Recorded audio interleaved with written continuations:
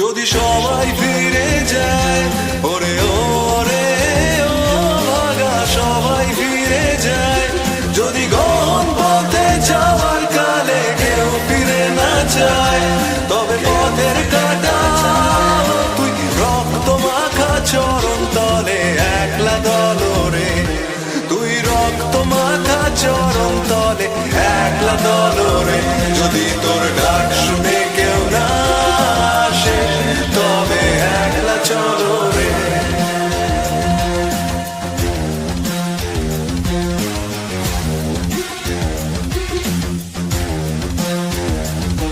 যদি আলো না ধরে, ওরে ওরে ও ভাগা আলো না ধরে, যদি ঝড় বাদলে আধার রাতে দুয়ার দেয় ঘরে, তবে বজ্রানলে আপন বুকের পাঁজর জ্বালিয়ে নিয়ে একলা জলরে, আপন বুকের পাঁজর জ্বালিয়ে নিয়ে একলা জলরে, যদি তোর ডাক শুনে কেউ না আসে তবে একলা চলো রে।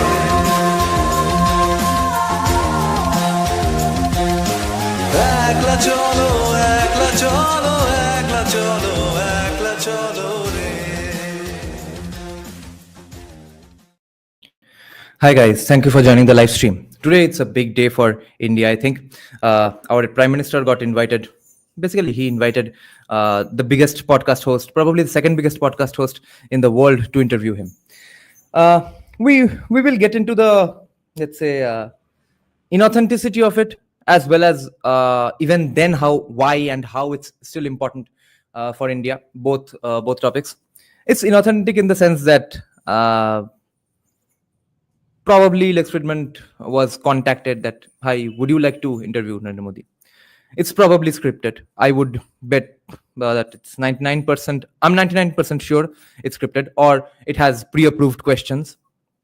And even after the interview was done, it was approved later on by people in the government that, okay, these are the answers, these are questions. Okay, now you go ahead and upload it. Those kinds of things. And to be fair, I don't think even his podcast with Trump or Putin, has Trump appeared on Lex Fridman? I don't know. With Putin, I think they were of the same nature as well. With Zelensky, though, most probably. And officially, Lex Fridman is not the second biggest podcaster. But among the important podcasts, I think Joe Rogan's is the most important, and Lex Fridman's is the second most important one. When are you dropping the rock version of Kal Bhairav Ashtakam? No, I'm not going to do a rock version of Kal Bhairav Ashtakam. I'm going to do an epic orchestral version of Kal Bhairav Ashtakam. And I'm thinking that since I've found these two right-leaning Bengali rappers, I'll probably ask one of them to do a rap as well on it. Yes, Trump has, and Putin next. Putin hasn't appeared yet. So Zelensky only, yeah. I think that's scripted as well. I think only Tucker Carlson's interview with Millet, I think that was not that scripted.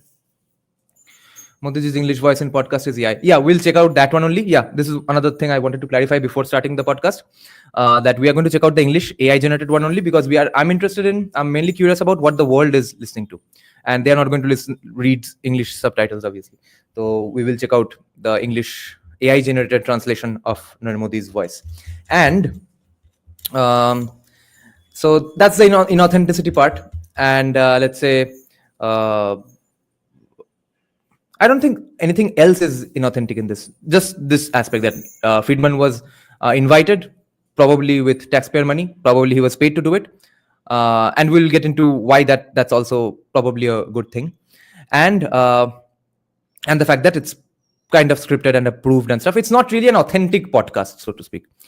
But why it's important is that there's no time soon, apparently, that legit credentialed people from India who don't hate India, who don't hate India, are getting invited on Lex Fridman and Joe Rogan, or even Patrick Bet-David. I think Patrick Bet-David would have been a better podcaster to interview Narendra Modi, because even if it was in that approved and scripted way of doing podcasts with big leaders, Patrick Bet-David would even then find out a great way to ask some very juicy, interesting questions and would keep the conversation going, because I think Patrick Bay David is actually okay with this. Lex Friedman is just okay with this because he thinks it will be a great resume for him as well. It will be a sort of a box tick that, okay, I interviewed the prime minister of the biggest democracy in the history of mankind. Oh, nice. But Patrick Bay-David would be okay with it from deep inside his heart, and therefore I think would have done a better job. And we can speculate whose idea was this. I think it was Sandeep Sanyal's idea, personally, because Sandeep Sanyal is known to be a frequent viewer of these podcasts. He posts clips from these podcasts frequently. Imagine if Rahul Gandhi went on it. Yeah, it would still be scripted. Waiting for Modi doing a podcast with Niranjan. Yeah, yeah. The other reaction color. Yes, yes, we will. We are starting in a few minutes. I find him very sketchy. English one comes out very natural. Okay.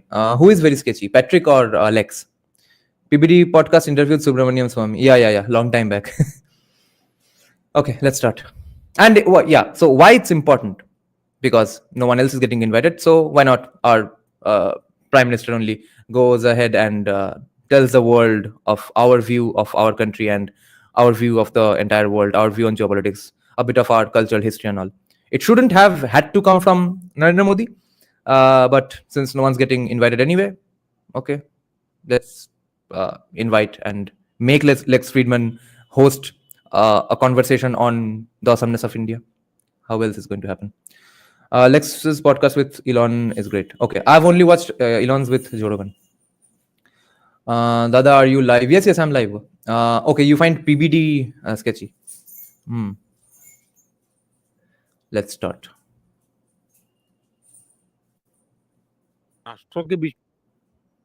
We are going to check out the English one so that we can understand or find out what did the people of the world hear, not what just Indians heard.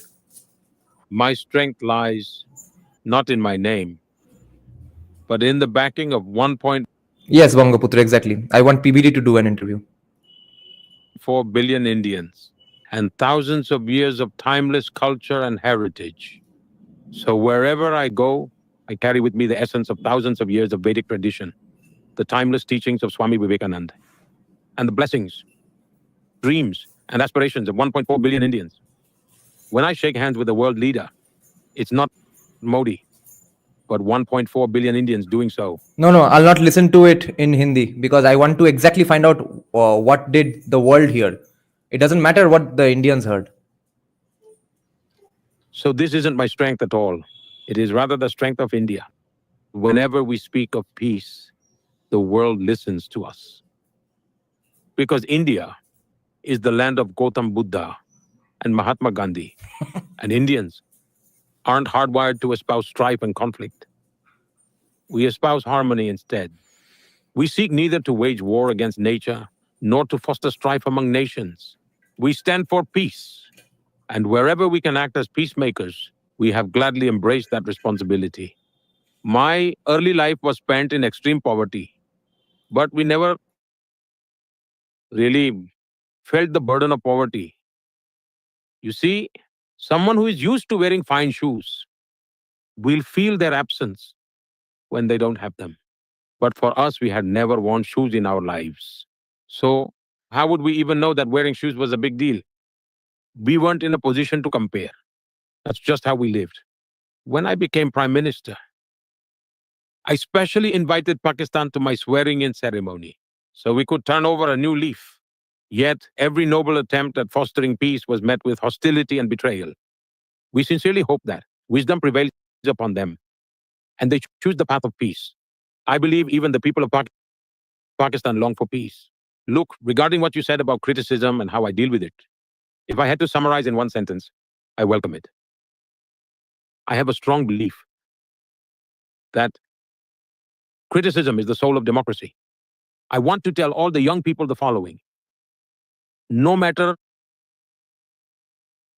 how dark the night may seem, it is still just night, and morning is bound to come. When is the morning of libertarianism and free speech coming about then? When? In how many years? In how many years are we going to stop saying that anyone who abuses needs to be paraded naked and stuff like Revant Reddy said today? I saw in some headline, or going after comedians. The following is a conversation with Narendra Modi, the Prime Minister of India. It was one of the most moving conversations and experiences of my life. Allow me here to say a few words about it. Please skip ahead straight to our conversation if you like. Narendra Modi's life story is incredible. He rose from poverty to lead a nation of 1.4 billion people, the biggest democracy in the world, where he won epic-scale elections for Prime Minister 3 times. As a leader, he fought for ideas that unite his nation of India, a nation that is composed of a large number of highly varied and disparate cultures and peoples who have a long history marked by religious, social, and political frictions. He's known for taking decisive, at times controversial actions, for which he's loved by hundreds of millions of people and is also criticized by many. We discuss all of this at length in this conversation. On the world stage, he is respected as a peacemaker and friend by most major world leaders, even those whose nations are at war with each other, from the United States to China, to Ukraine and Russia, to Israel, Palestine, and the Middle East, and everywhere else. Now, at this moment in history, it is clear, at least to me, that the flourishing of human civilization hangs in the balance, with several wars on the brink of escalation to regional and even global conflict, rising tensions between nuclear powers, technological developments from AI to nuclear fusion that aim to completely transform society and geopolitics as we know it, and, of course, generally increasing political and cultural turmoil. So now, more than ever, we need great leaders, great peacemakers, who build bridges, not destroy them. Fair enough. That's I think a very accurate description of Narendra Modi. He is a peacemaker. He's a great leader. Who may preserve the identity of their nations, but still celebrate the common humanity of all of us, all people on earth. For this and many other reasons, this conversation with Prime Minister Modi was one of the most remarkable I've ever had. You may hear such words and think that I'm just enamored by power or access. No, never was, never will be. I do not idolize anyone, especially those in power. I'm generally skeptical of power, money, and fame because of their natural corrupting influence on the mind, the heart, the soul of a person. The whole point of all the conversations I've had in my life, on mic and off mic, is that I try to see and explore the full complexity of every human being, the good and the bad.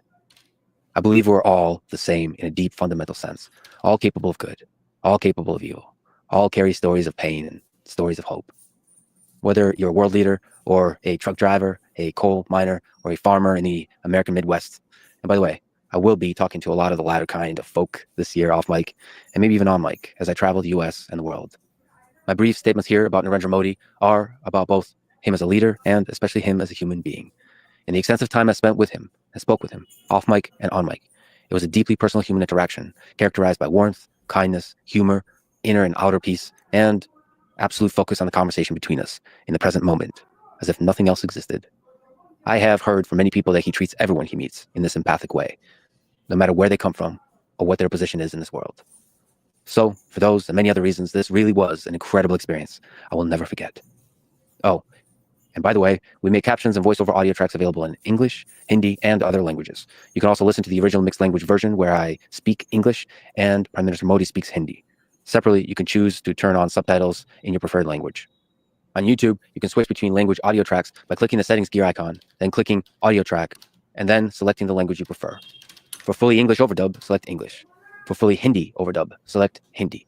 And to listen to the original video in your preferred promise that we will continue to work very hard to break down the barriers that language creates and try to make these conversations as accessible as possible to everyone in the world.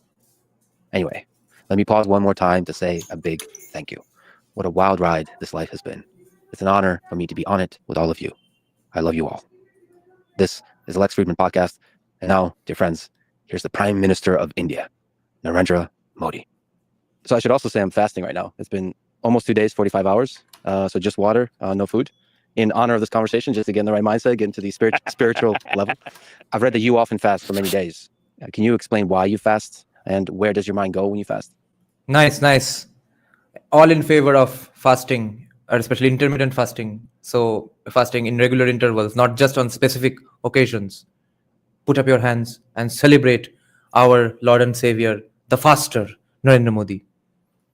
First of all, I'm truly pleasantly surprised and honored that you're fasting. Yes, Lex Fridman is a Brazilian Jiu-Jitsu black belt. He knows the benefits of intermittent fasting in and out. All the more because it feels like you're fasting as a tribute of respect for me. So I express my deepest gratitude to you for doing this. In India, our religious traditions are actually a way of life. Our Supreme Court once gave a brilliant interpretation of Hinduism. They have stated that Hinduism is not about rituals or methods of worship, but rather it's a way of living, a philosophy that guides life itself. And in our scriptures, there is deep discussion on elevating the body, mind, intellect, soul, and humanity. They outline various paths, traditions, and systems to achieve this. And fasting is one of them. But fasting alone isn't everything. In India, whether you see it culturally or philosophically, sometimes I see that fasting is a way to cultivate discipline. If I put it in simple terms or explain it to the viewers who are unfamiliar with India, it is a powerful tool to bring both the inner and outer self into balance. Fair enough. It shapes life in profound ways. When you fast, you may have noticed, as you said, you've been fasting on water for 2 days. Every single one of your senses, especially smell, touch, and taste, becomes highly sensitive. Yes. You may even notice the subtle aroma of water.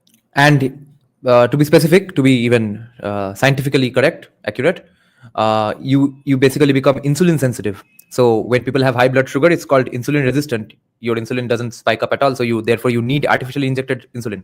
When you fast more than 16 hours, 16 hours के नीचे कुछ नहीं होता है. Insulin sensitive stage starts after 16 hours fasting, and that's when anything you eat gets absorbed by the body almost fully. Therefore, fasting always must be broken with I guess heavy protein at least, and if not, the best possible way is pure protein powder, protein shake. So that, because in case of protein powder, if 100% of it is retained, it's not a problem. But any other food, you are going to retain some other crap in the food which you don't really want the body to retain in 100%.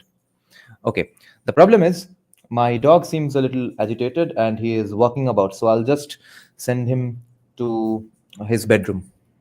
Water itself, something you probably never noticed before when drinking it. If someone walks past you carrying tea, you will catch its aroma just like you would with coffee. A small flower you've seen before, you will see it again today. But now you can perceive its details more vividly.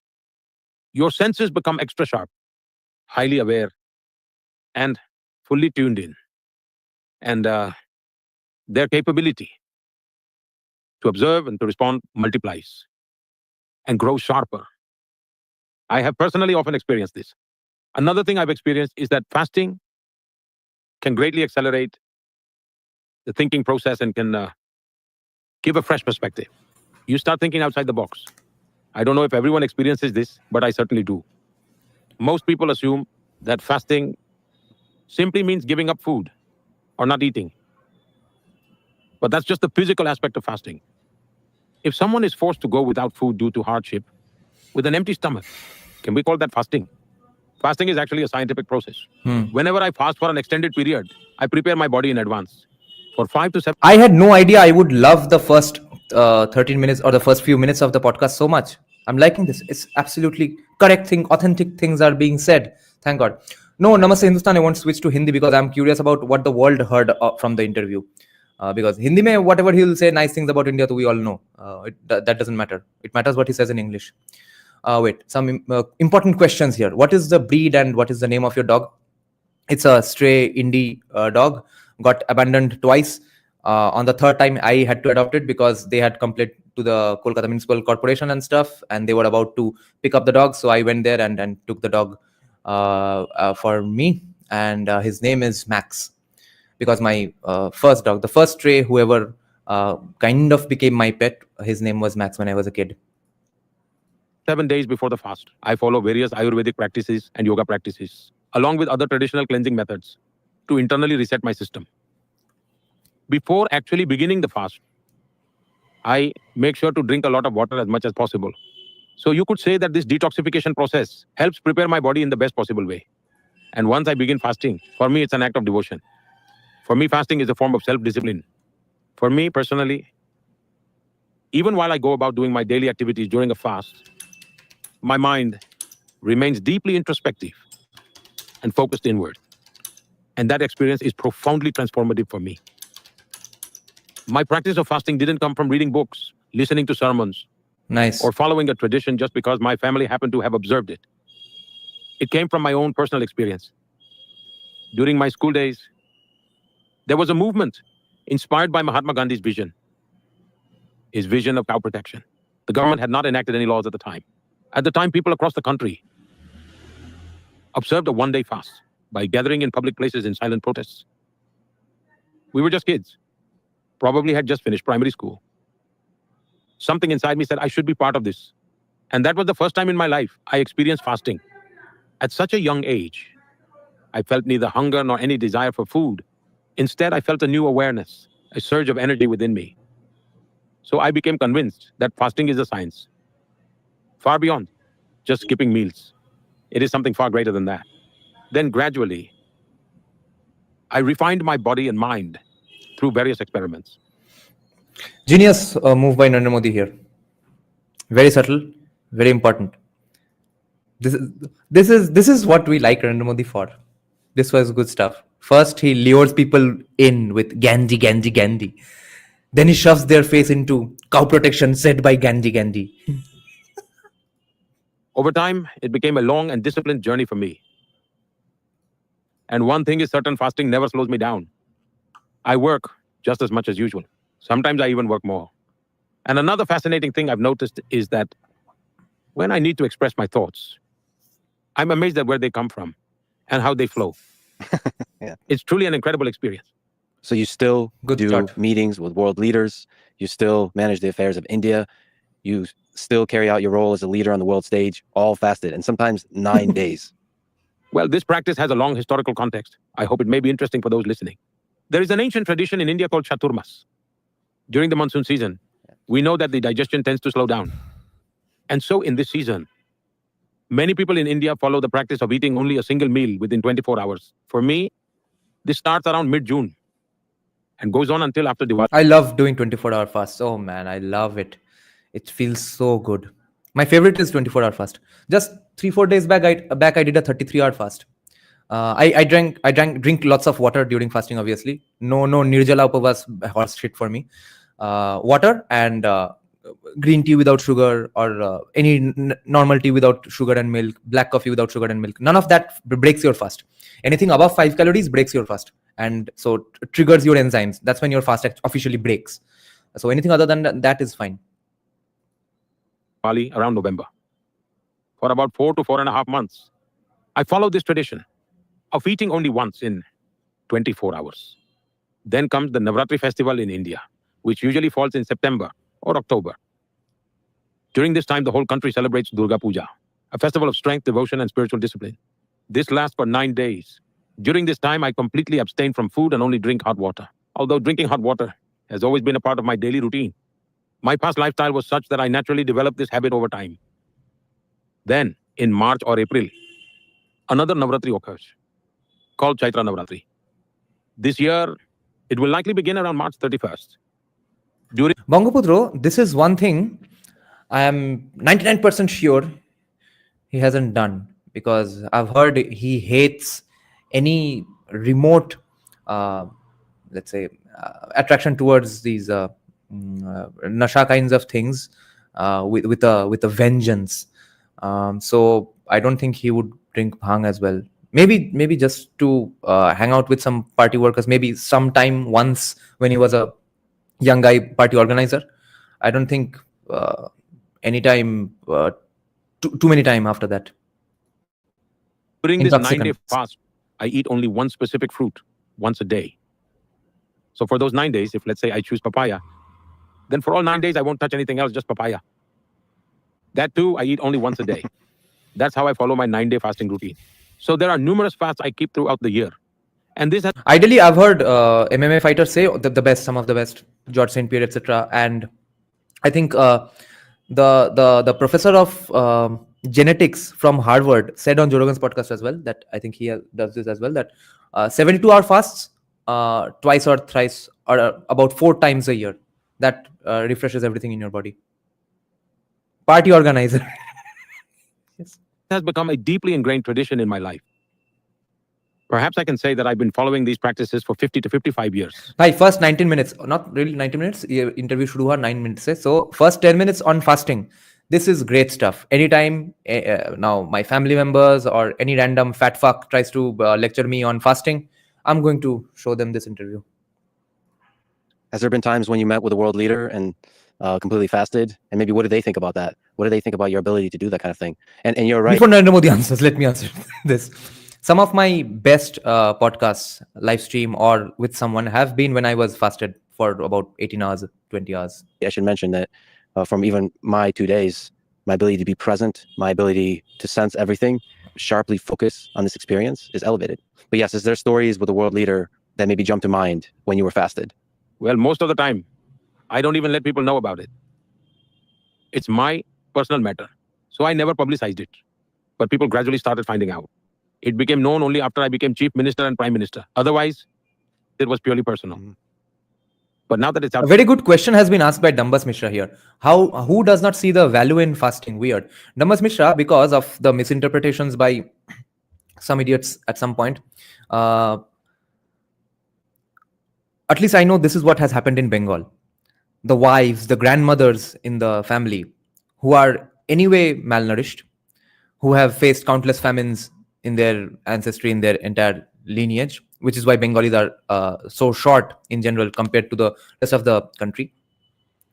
Those women, up until like the 90s, when everyone was devout Hindus in every home, they held the waterless fasts countless times every year for some occasion or the other, for some Hindu ritual or the other, and all of them suffered viciously with their liver and kidney for their entire lives because of that, and they didn't even have money to go to doctors, especially the Bengal refugees, and especially the ones who are not Brahman, Buddha or Kasto.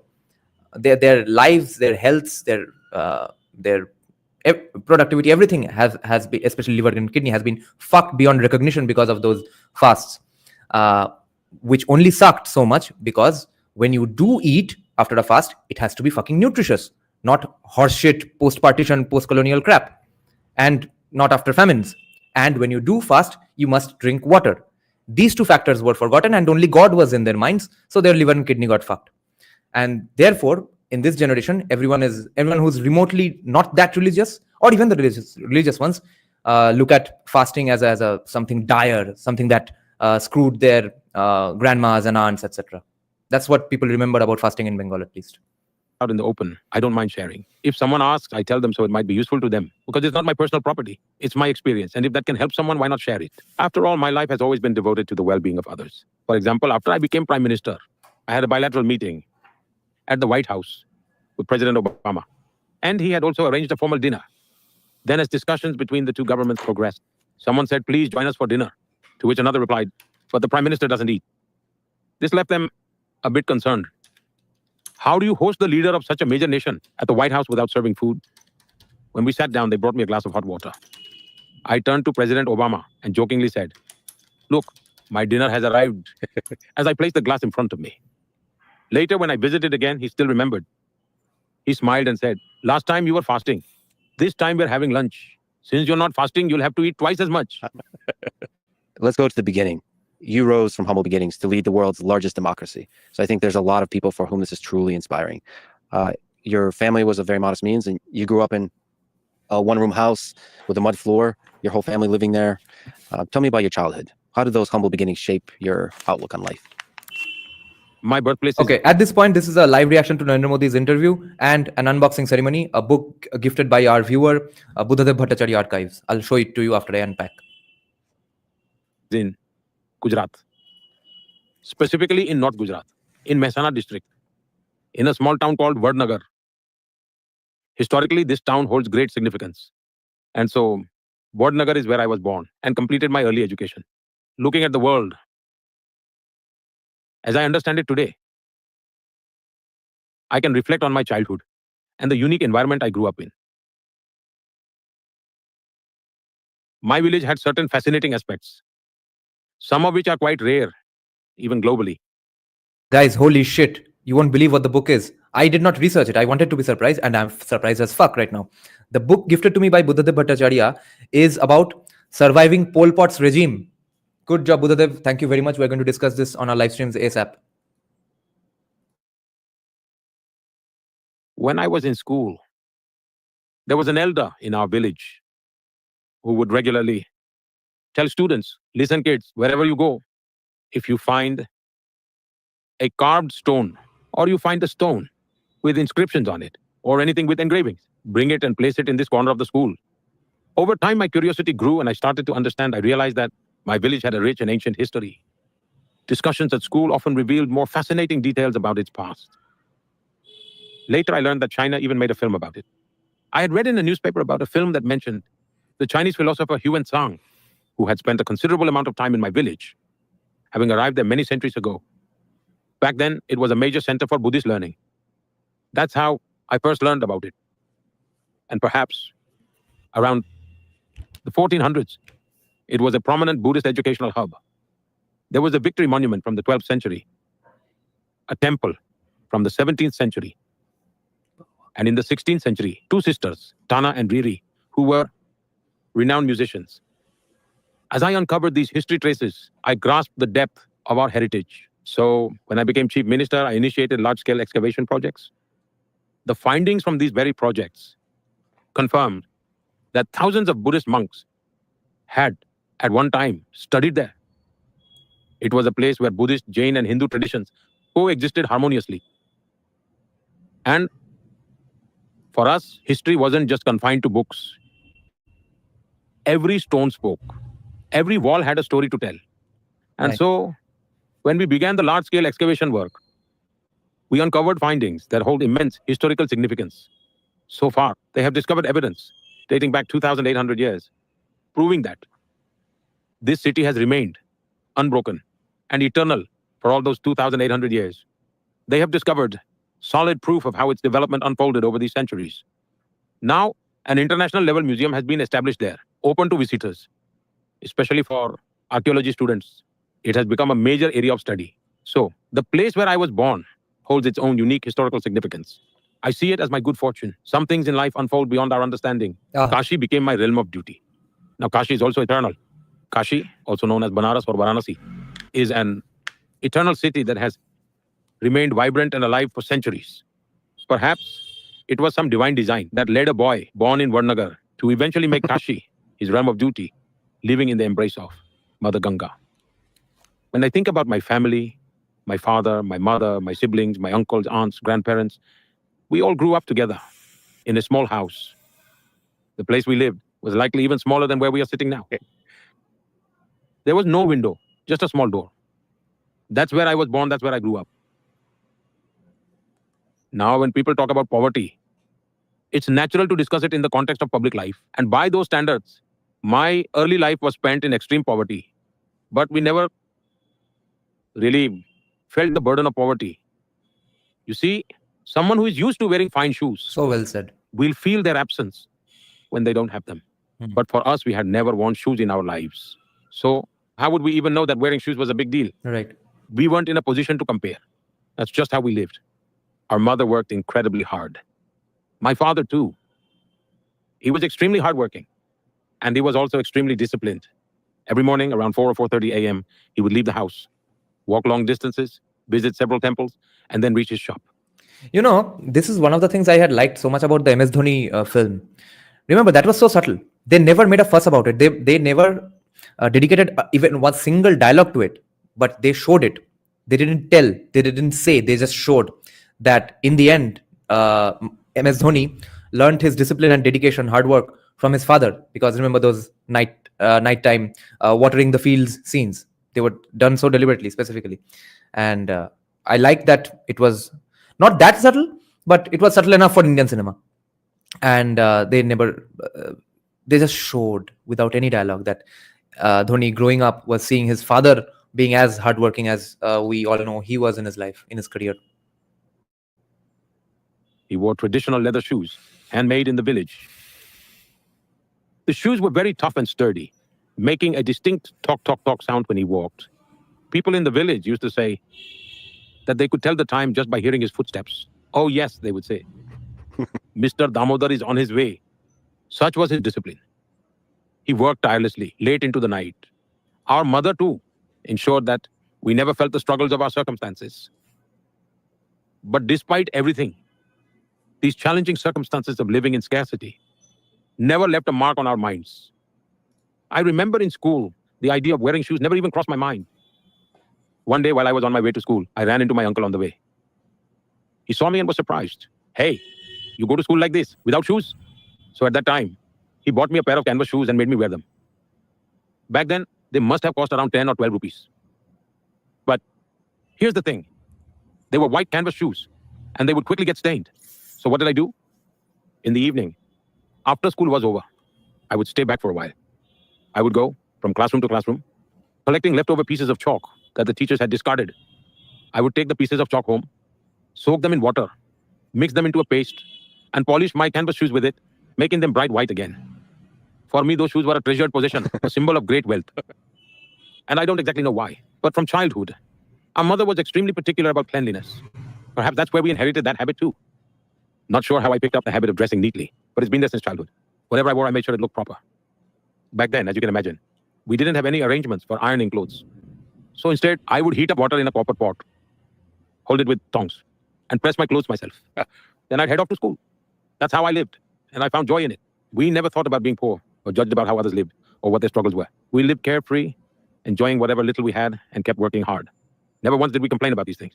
And all these aspects of my life, whether you call it fortune or misfortune, unfolded in such a way in politics that they started coming to light. Because when I was taking my oath as chief minister, TV reporters went to my village, questioned my childhood friends, went to capture videos of my home.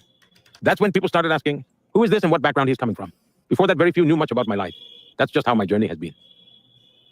My mother possessed an innate spirit of caring for others' well-being. It was woven into the very fabric of her being. She possessed knowledge of traditional remedies and healing practices and would treat children with these home remedies. Every morning before sunrise around 5 o'clock, she would start treating them. So all the children and their parents would gather at our home, little children crying, and we had to wake up early because of it. Meanwhile, my mother would continue treating them with care. This spirit of service, in a way, was nurtured through these experiences. A sense of empathy for society, the desire to do good for others. These values were instilled in me from my family. I believe that my life has been shaped by my mother, my father, my teachers, and the environment I grew up in. There's a lot of young people listening to this that are truly inspired by your story, from those humble beginnings to the leader of the biggest democracy in the world. What can you tell to those young folks who are struggling, who are lost in the world, who are trying to find their way? What advice could you give them? I want to tell all the young people the following. No matter how dark the night may seem, There's still a babu in the morning. it is still just night, and morning is bound to come. That's why we need patience and self-confidence. Yes, the challenges are real, but I am not defined by my circumstances. I am here for a purpose, sent by a higher power, and I am not alone. The one who sent me is always with me. This unwavering faith should always remain within us. Difficulties are a test of endurance. They are not meant to defeat me. Hardships exist to make me stronger, helping me grow and improve, not to leave me feeling hopeless or discouraged. Personally, I see every crisis, every challenge as an opportunity. So to all young people, I say, have patience. There are no shortcuts in life. At our railway stations, there hangs a sign. For those who habitually cross the tracks instead of using the bridge, it reads, shortcut will cut you short. I would tell young people the same, shortcut will cut you short. There are no shortcuts in life.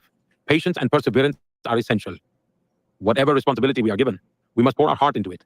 We should live it with passion, enjoy the journey, and find fulfillment in it. I truly believe that if this mindset is cultivated, it transforms life. Similarly, abundance alone is not enough. There is no guarantee of success. Even a wealthy person who indulges in comfort and idleness will eventually wither away. Instead, he must decide, yes, I may have resources around me, but I must use my abilities to grow them further. Yeah, which is why how many of these lottery winners or KBC who wants to be a millionaire winners have become billionaires or remained millionaires even? How many of them have started a business and been that top 1% of evil capitalists? Where did all their money fucking go? How did it all disappear, bro? Must contribute more to society with my own strength. Even if I am in a good position, there is still so much more to do. Even if I am not in a good position, there is still so much work to do. That's what I believe. I have also noticed that some people tend to think, I've learned enough, that's it. But one should never let the student within them die. Learning should never stop. Oh, I said ahaha. Lex Fridman will know, since he's a Brazilian Jiu-Jitsu black belt. There's a famous quote in jiu-jitsu circles that just like karate, there are different levels of belts in the sport. So white belt is the beginner, blue belt, then purple belt, then brown belt, then black belt, and about 10 or 13 people in the world have something called a coral belt. That's given to just very, very specific people who embody every value of Brazilian jiu-jitsu in their lives. So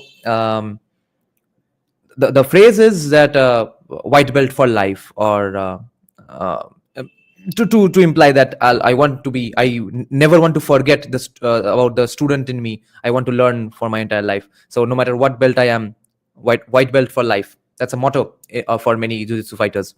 And Narendra Modi is saying that he is also white belt for life. Believe that as long as I'm alive, I must have a purpose. Perhaps I exist to keep learning, to keep growing.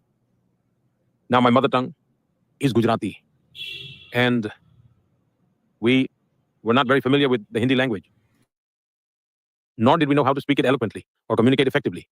But as a child, I used to sit at my father's tea shop, and at that young age, I got the chance to meet so many people. And every time I learned something from them, I observed their ways of speaking, their expressions. These things taught me a lot. Even though I wasn't in a position to apply it then, I thought, if I ever get the chance, why not? Why shouldn't I present myself well? So I believe the desire to learn should always remain alive. And another thing I've observed is that most people dream about achieving something or becoming someone. They set big targets. And when they fall short, they feel disappointed. That's why whenever I get a chance to talk to my friends, I tell them, instead of dreaming about getting and becoming, dream of doing something. If you focus on doing something, and let's say your goal is to reach 10, but you make it to 8, you won't feel discouraged. You'll still work toward 10 with determination. But if your dream is only to become something and it doesn't happen, even your achievements may feel like a burden. There's a famous American quote which talks about this. If there's any American listening to the podcast of Lex Fridman, not ours, the actual podcast, the original podcast, they would like this sentence. Of course, they have probably turned it off by now because of just no question, no follow-up question, just Modi casually saying how awesome our culture is. I don't think there's any takers for that. Let's see how many views it gets or what the comment section looks like. But anyway, the phrase is, do you want to do, then be, and then have, or do you want to have and therefore be and then do things? So it's do, be, have versus have, be, do. That's what he's talking about. Red belt is highest in Brazilian Jiu-Jitsu. Yes, coral belt it's called. That's why we must adjust our mindset in life. Instead of thinking about what I got or didn't get, the mindset should be, what can I give? Because true contentment doesn't bloom on its own. It Wow. grows from the depth of what you give. And I should say that this young kid, one of the things I dreamed of doing is to do this very thing, to talk to you today. So this is very surreal. At 17, another fascinating part of your life, you left home and spent 2 years roaming in the Himalayas, searching for purpose, for deeper truth, for God. So not much is known about this period of your life. You lived a nomadic, minimalist existence, very much like a yogi, often sleeping without a roof over your head. What are some memorable spiritual moments, rituals, experiences from that time? It seems like you put in a lot of effort. Look, I don't usually talk much about this, but I can share a few external aspects of it. I grew up in a very small town. Our life was all about being part of a community. We lived among people, surrounded by them. That was just how life was. There was a library in the village, and I used to go there often to read books. Whenever I read something from the books, I often found myself feeling inspired, thinking, why shouldn't I shape my own life like that? That desire was always there. When I used to read about Swami Vivekananda or read about Chhatrapati Shivaji Maharaj, I would often wonder, how did they live? How did they build such remarkable lives? And for that, I constantly experimented on myself. Most of my experiments were physical in nature, testing my body's limits. For example, where I lived, winters weren't too harsh, but December nights could get quite cold. But still, at night, the cold would bite. It was natural. So sometimes I would decide to sleep outside, in the open, with nothing to cover myself, just to see how my body endures the cold. So from a very young age, I would often experiment with my body. And so the Wim Hof technique. This became a regular thing for me. For me, going to the library, reading extensively, visiting the pond, washing the family's clothes, and swimming became part of my routine. Swimming was my main physical activity. All of these things were deeply connected to my life. Later, as I read Vivekananda, I became even more drawn to his teachings. So Bengali is being referred to repeatedly from the very beginning of the podcast. One time I read about Swami Vivekananda. His mother was ill. So he went to Sri Ramakrishna Paramahansa Another Bengali. for guidance. He would argue with him, debate with him. In his early days, he would often argue with him, questioning everything intellectually. He said, my mother is sick. If I were earning, I could take better care of her. Sri Ramakrishna said, don't bother me with all this. Go to Goddess Kali. She is there. Ask her for what you need. And so Are demon worshipper Modi. Kali ko sunne ko bol diya. So, Swami Vivekananda went and sat before Goddess Kali's idol for hours, and he immersed himself into deep meditation. After a few hours, when he returned, Ramakrishna asked him, so did you request the goddess? Swami Vivekananda replied, no, I didn't. Ramakrishna said, go again tomorrow. She will fulfill your request. Ask her. He went the next day, and then again the day after. But each time, he found himself unable to ask for anything. His mother was unwell. No, Anand, when I say scripted, I don't mean that they are absolutely reading every line from a script and then asking and then responding. No.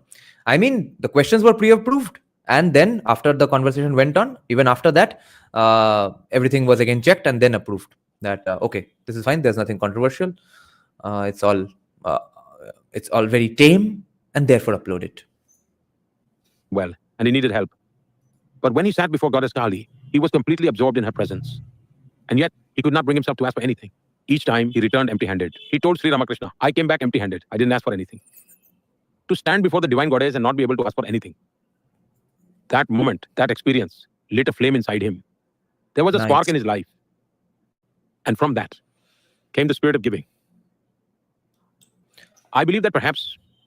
I don't think too many Americans are going to watch this podcast, but a lot of Europeans, especially the non-right wingers and the proper liberals who are not crazy wokes, but at the same time are not, their lives don't revolve around Donald Trump, and a lot of them who are thinking about rejuvenating a lot of those Greek goddesses and stuff, or the pagan gods and goddesses, Norwegian Viking gods and goddesses. For them, it's going to be very interesting. I think this is for the first time on such a gigantic international podcast like this. Someone's going on talking about a goddess repeatedly, who's allegedly a demon, according to many Twitter-based white dehatis. So this is a very significant development. This is going to be fun. That small incident in Vivekananda's life left an impression on me too. The thought of what can I give to the world? Maybe true contentment comes from giving. If my heart is only filled with the hunger to receive, that hunger will never end. And within that realization came the idea of Shiva and living being as one. If you wish to serve Shiva, serve all living beings. Recognize the unity between the divine and the living. True non-duality is experienced through this realization. Oh. I would often lose myself in such thoughts, my mind naturally drifting in that direction. I remember an incident. In the neighborhood where we lived, just outside, there was a Lord Shiva temple. One day a saint came to stay there. So that saint used to engage in meditation and spiritual practices. I started feeling drawn to him, thinking perhaps he possessed some spiritual energy. I had only read about Swami Vivekananda, never seen such figures in real life. During Navratri, he was fasting, and he had placed sorghum grains on his hand, a common tradition in our culture.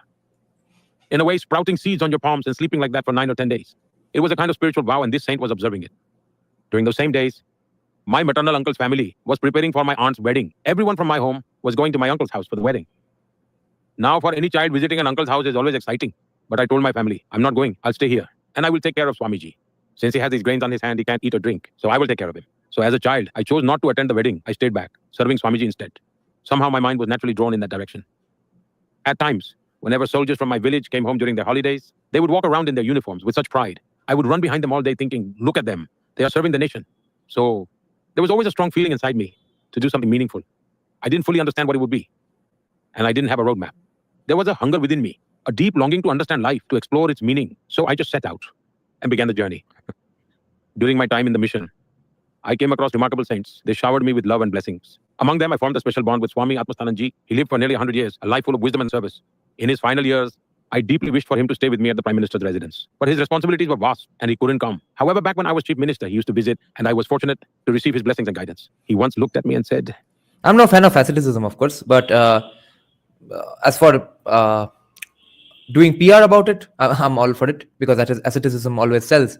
So I think it's great that Narendra Modi is finally again, or at least for a change, reminding people about the Hindu ascetic lifestyle, or even going around promoting it and saying that yes, I lived that life myself.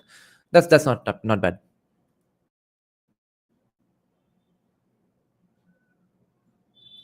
Why have you come here? You have a greater purpose to fulfill. Is your priority your own well-being, or is it the welfare of society? Whatever Swami Vivekananda said was for the betterment of society. He said you are meant to serve others. So Okay, this is we are when did it start? Yeah, 10 minutes after. So we are 39 minutes into the podcast, and two Bengalis have been mentioned 6 times by now, remember feeling a bit disheartened at that moment. I had come seeking and one Nepali and one Gujarati. But the two Bengalis, one of them have been mentioned about 5 times now. guidance, but all I got were words. So I continued on my journey, wandering from place to place. I spent time in the Himalayas, embracing the solitude of the mountains. I met many remarkable individuals along the way. Some were great ascetics, people who had renounced everything. But still, my mind remained restless. Perhaps it was my age of curiosity, of wanting to learn, to understand. It was a new experience, a world shaped by the mountains, by ice, by the towering snow-covered peaks. But all of this played a huge role in shaping me. It strengthened me from within and enabled me to discover my inner power. Practicing meditation. Bro, is this a literature class or seminar going on? This is so. I wonder if he said it exactly this way, but yeah, we know he is great at oratory only if we listen to it at 2x the speed. But these are such great things to point out. As a fan of art, I'm getting eargasm, because he's saying that the nature around him, the environment, the geography of India made him who he is. At this point, in this context, I don't care if it's true or not. At this point, I don't care if the allegations of him being some plant is true or not. That he was not really in the Himalayas. He was training somewhere else, being groomed somewhere else, etc. But even that idea is so beautiful. Saying that in this podcast is a masterstroke in the first place. It's very important and beautiful in the first place. And also, if people do, let's say, a light bulb goes in their head, the non-Indians, and they also acknowledge that it's the geography of India who made this man, which made this man. That's also a very, very nice and important thing to remember. Even sociology, anthropologically, because the difference in religions is the difference between the environments and the nature and the geography in which that religion was born. So that environment which gave birth to, and that geography which gave birth to Hinduism, has also shaped Narendra Modi, so to speak. So I think that's a very, very important and beautiful thing to point out. Waking up in the sacred pre-dawn hours, bathing in the cold, serving people with devotion, and naturally tending to elderly saints became a seamless part of who I was. Once a natural calamity struck the region, and I immediately... Oh, yes, I forgot. He's from Kolkata's Dakshineshwar temple, I guess, or Ramakrishna Mission. devoted myself to helping the villagers. So these were the saints and spiritual masters with whom I stayed from time to time. I never remained in one place for long. I kept moving, constantly wandering. That was the kind of life I lived. And for people who don't know, that moment in the Ramakrishna Mission ashram with the monk, Swami Padmashananda, as you mentioned, he helped steer you towards a life of service. So there's another possible So 3 Bengalis have been mentioned right now. life that could have been where you take sannyasa, you give away everything, and you're a monk. So we could have had a monk Narendra Modi and a Prime Minister Narendra Modi, and he helped you take the decision to live a life of service at every scale. From the outside, people may call me a leader. Some call me the Prime Minister. Others call me the Chief Minister. And that's how they see me from their perspective. But deep within, there is only an unwavering spiritual commitment. The Modi, who lovingly helped his mother care for children during their treatments, tending to them with patience and compassion. The Modi, who wandered through the Himalayas, and the Modi, who now works from this seat of responsibility, they are all tied together by the same inner consistency. Every action is dedicated to serving others. People may see a stark difference between a saint and a leader, but to me, there is no real difference. Yes, the attire changes, the way of life changes, the words spoken throughout the day shift. No difference between a saint and a leader. so total ascetic priest king vibes. And the nature of work evolves. But the core of my being remains unchanged, carrying out every responsibility with the same sense of calm, focus, and dedication. Another part of your life of who you are is you've spoken your whole life about putting your nation of India above all else. When you were 8, you joined the RSS, which espouses the idea of Hindu nationalism. This is a really important thing that he has done finally, because This is the part I saw in the trailer as well, in that first 2 minutes of the sort of a gist of the interview, mentioning RSS, not being apologetic about it. I don't know if he gives explanations about it, that no, it's accused of being this and that, but it's not really like that, bro. But RSS deserves this much. Finally, someone in the mainstream, in front of everyone in the world, in the second biggest podcast in the world, mentioning that RSS is not a goddamn fascist organization. They're just cute Hindutva socialist uncles.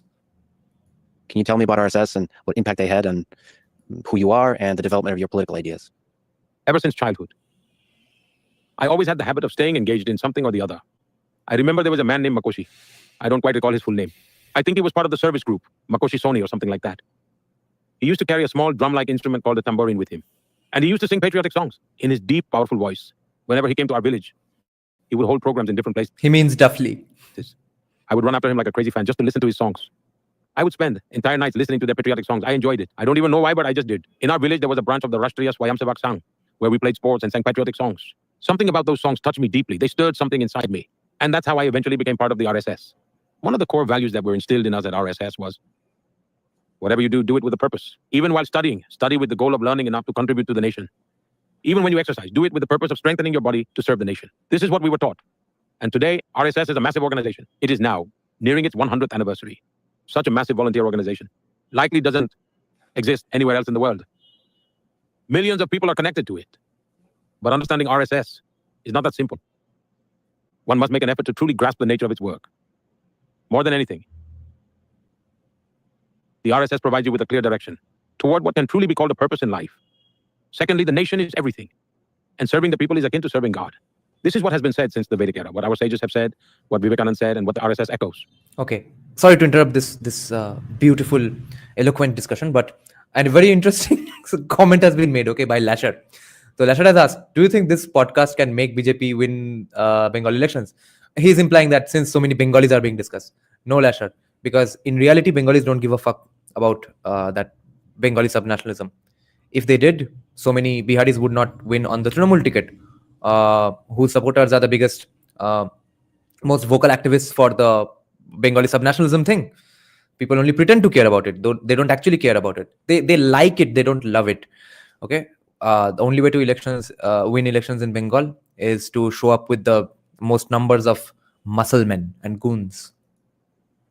A volunteer is told that the inspiration he gains from RSS, it's not just about attending the 1-hour session or wearing the uniform. What matters is what you do for society. And today, inspired by that spirit, many initiatives are thriving. Like some volunteers established an organization called Seva Bharti. This organization serves the slums and settlements where the poorest people live, which they call service communities. To my knowledge, they run approximately 125,000 service projects without any government assistance, solely through community support. They spend time there, teach the children, care for their health, instill good values, and work towards improving cleanliness in these communities. Running 125,000 social service projects is no small feat. Similarly, yeah, that's kind of what CPM does these days. I think has forever done in many places of South Kolkata. But AK Brahmo, he's saying that I hit the bullseye regarding my comments on Bengal elections. Just to remind everyone else and the non-Bengalis who don't know about it, Humayun Kobir or something, Akhtar or Ahmed, no, he's poet, author. Humayun Kobir is the Trinamool guy. He recently said, he went viral yesterday and today, I think, on some social media platforms because of what he said on a news platform, okay, news channel. 24 Ghanta. He said that, see, Hindus of Bengal, they go to sleep. They have dal bhat and go to sleep on election day. It's the Muslim lads who eat muri and something, puff rice and something else, who make sure the elections are held, who run the elections. That's the key difference between Hindus and Muslims. That's what he said. So this shows you that Muhammad Salim, Firhad Hakim, Humayun Kobir, all of them, Muhammad Salim, the head of CPIM in Bengal right now, and Firhad Hakim, the mayor of Kolkata, all of them have probably given up on Trinamool. At least Muhammad Salim has not said something overtly jihadi type, but Firhad Hakim, Humayun Kobir saying these things, they know with every fiber of their being that these comments are helping BJP. Then why are they doing it? Because they know Trinamool is done. The time is up. And they want to be the biggest Muslim leaders once it's a vote between pro-Hindus and pro-Muslim voters. Some volunteers, nurtured by RSS, are dedicated to serving tribal communities through Vanvasi Kalyan Ashram. They live among the tribal people, working for their welfare. They have established over 70,000 one-teacher schools in remote tribal regions. There are also some people in America who show their support for this cause and contribute donations of about $10 or $15. And they say, skip a Coca-Cola this month, don't drink Coca-Cola, and donate that money to an one-teacher school instead. Now imagine 70,000 one-teacher schools dedicated to educating tribal children. Some volunteers have founded Geopolitics to revolutionize education. Today, they run nearly 25,000 schools, educating around 3 million students. And I believe that millions of students have benefited from this initiative, receiving quality education at an incredibly low cost. Alongside education, values are prioritized and students remain grounded, learning skills so they don't become a burden on society. That is, in every aspect of life, whether it's women, youth, or even laborers, the RSS has played a role. In terms of membership size, if I may say so, we have the Indian Labor Union. Ah, It has around 50,000 wow. unions. How, with what a millions of great members thing. across the country. Perhaps in terms of scale, there is no bigger labor union in the world. But what's interesting is the approach they take. That's shameful, sir. That's shameful. You should not have unions. You must let industries flourish. Historically, leftist ideologies have fueled labor movements worldwide. And what has been their slogan? Workers of the world, unite. The message was clear, unite first, and then we'll deal with everything else. But what do the labor unions run by RSS-trained volunteers believe in? They say, workers unite the world.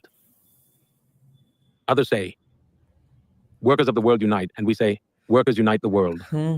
It may seem like just a small shift in words, but it represents a huge ideological transformation. But the The actions are volunteers who same. come from the RSS follow their own interests, nature, and inclination. And in doing so, they strengthen and promote these kinds of activities. When you observe these initiatives, you'll see how, over the past 100 years, the RSS has dedicated itself with the discipline and devotion of a seeker, staying away from the glare of mainstream attention. I feel blessed to gain life's values from such a sacred organization. Through the RSS, I found a life of purpose.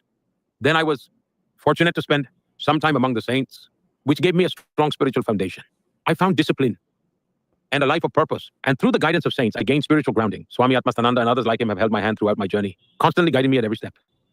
The teachings of Ramakrishna Mission, Swami Vivekananda, Bengalis and the again. service-driven philosophy of the RSS have played a crucial role in shaping me. But they've also helped push the idea of India. What is the idea that unifies India? What is India as a nation? What is the foundational idea that unites all of these disparate? You see, you know how commies and especially commie women in India and all over the world post some insane, mad stuff every day and say, normalize this, or why can't we normalize this? So we are normalizing RSS today, guys, much to the sadness of those commie women. Worlds and communities and cultures, what would it be?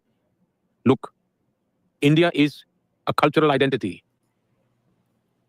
It is a civilization that dates back thousands of years. Jai Savarkar. Consider the vastness of India. Over 100 languages, thousands of dialects. India is so diverse that we have a saying that every 20 miles the language changes. Customs change, cuisine changes, even clothing styles shift from region to region, from the south to the north. You will see immense diversity across the country. But if you dig a little deeper, you will find a common thread. For example, the stories of Lord Ram can be heard everywhere in India. His name echoes in every corner of the country. But if you look closely, from Tamil Nadu to Jammu and Kashmir, you will always find people whose names include Ram in some form. In Gujarat, he might be called Ram Bhai. In Tamil Nadu, Ramachandra. And in Maharashtra, Ram Bhau. This unique cultural bond is what unites India as one civilization.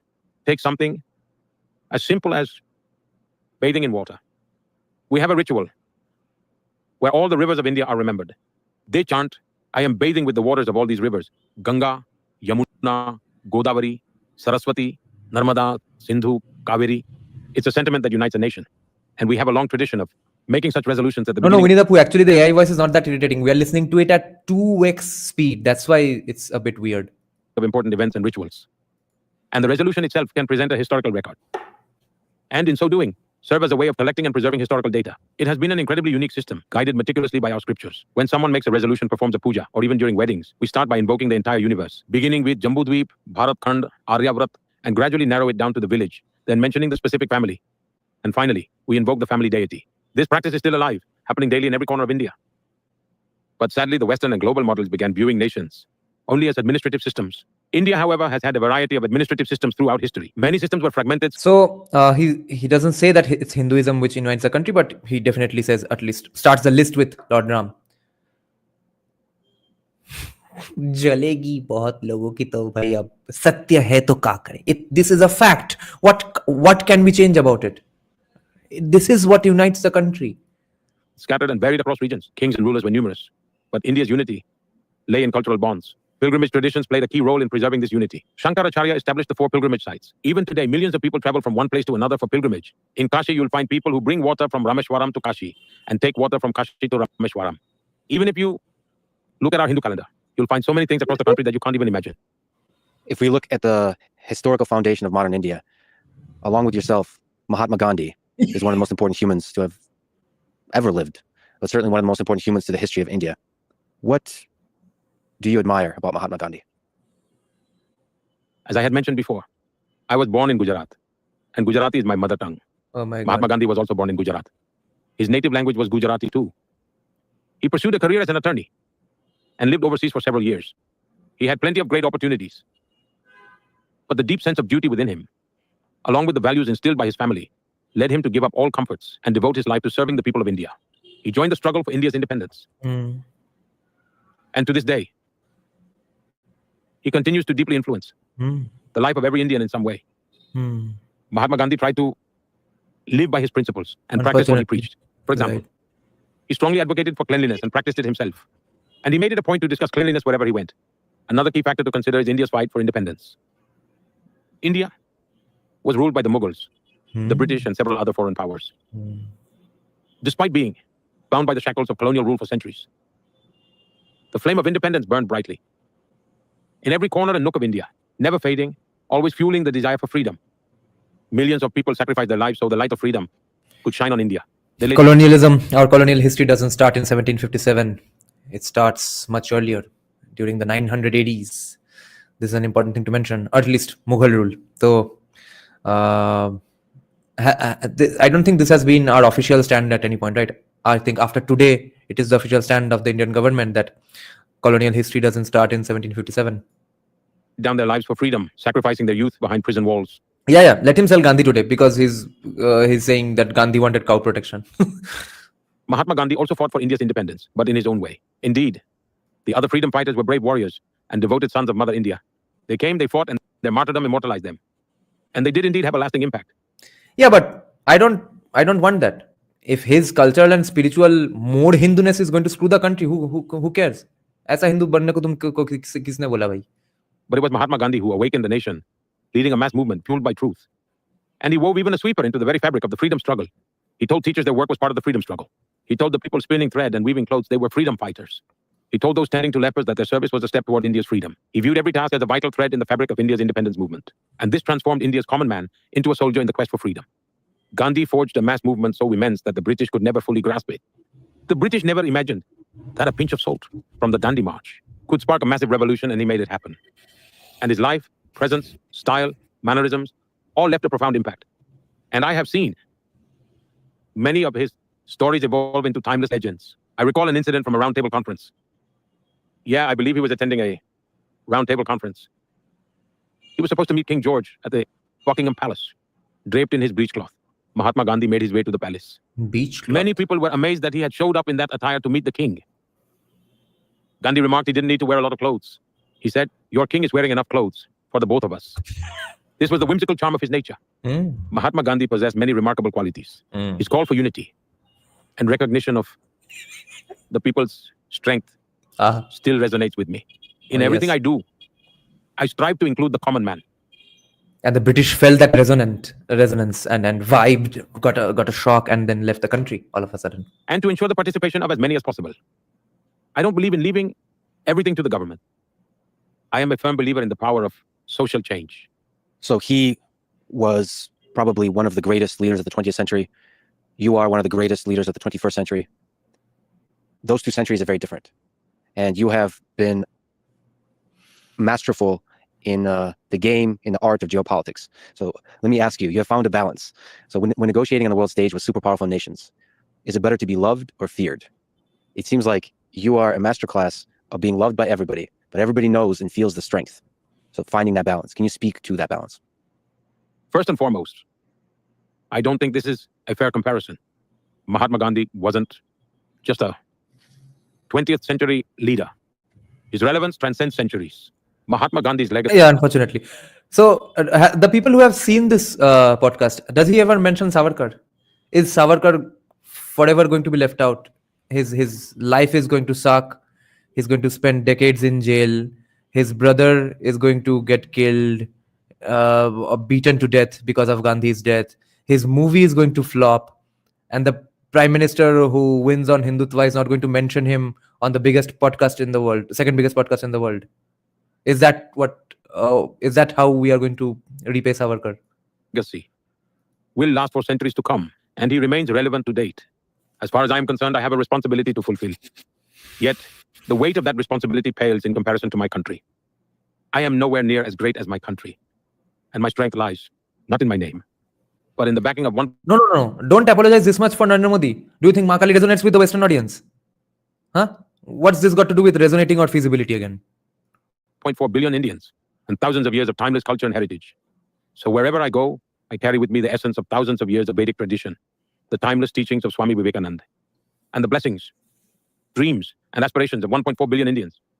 When I shake hands with a world leader, it's not Modi, but 1.4 billion Indians doing so. It's Gandhi's So this isn't my strength Atma. at all.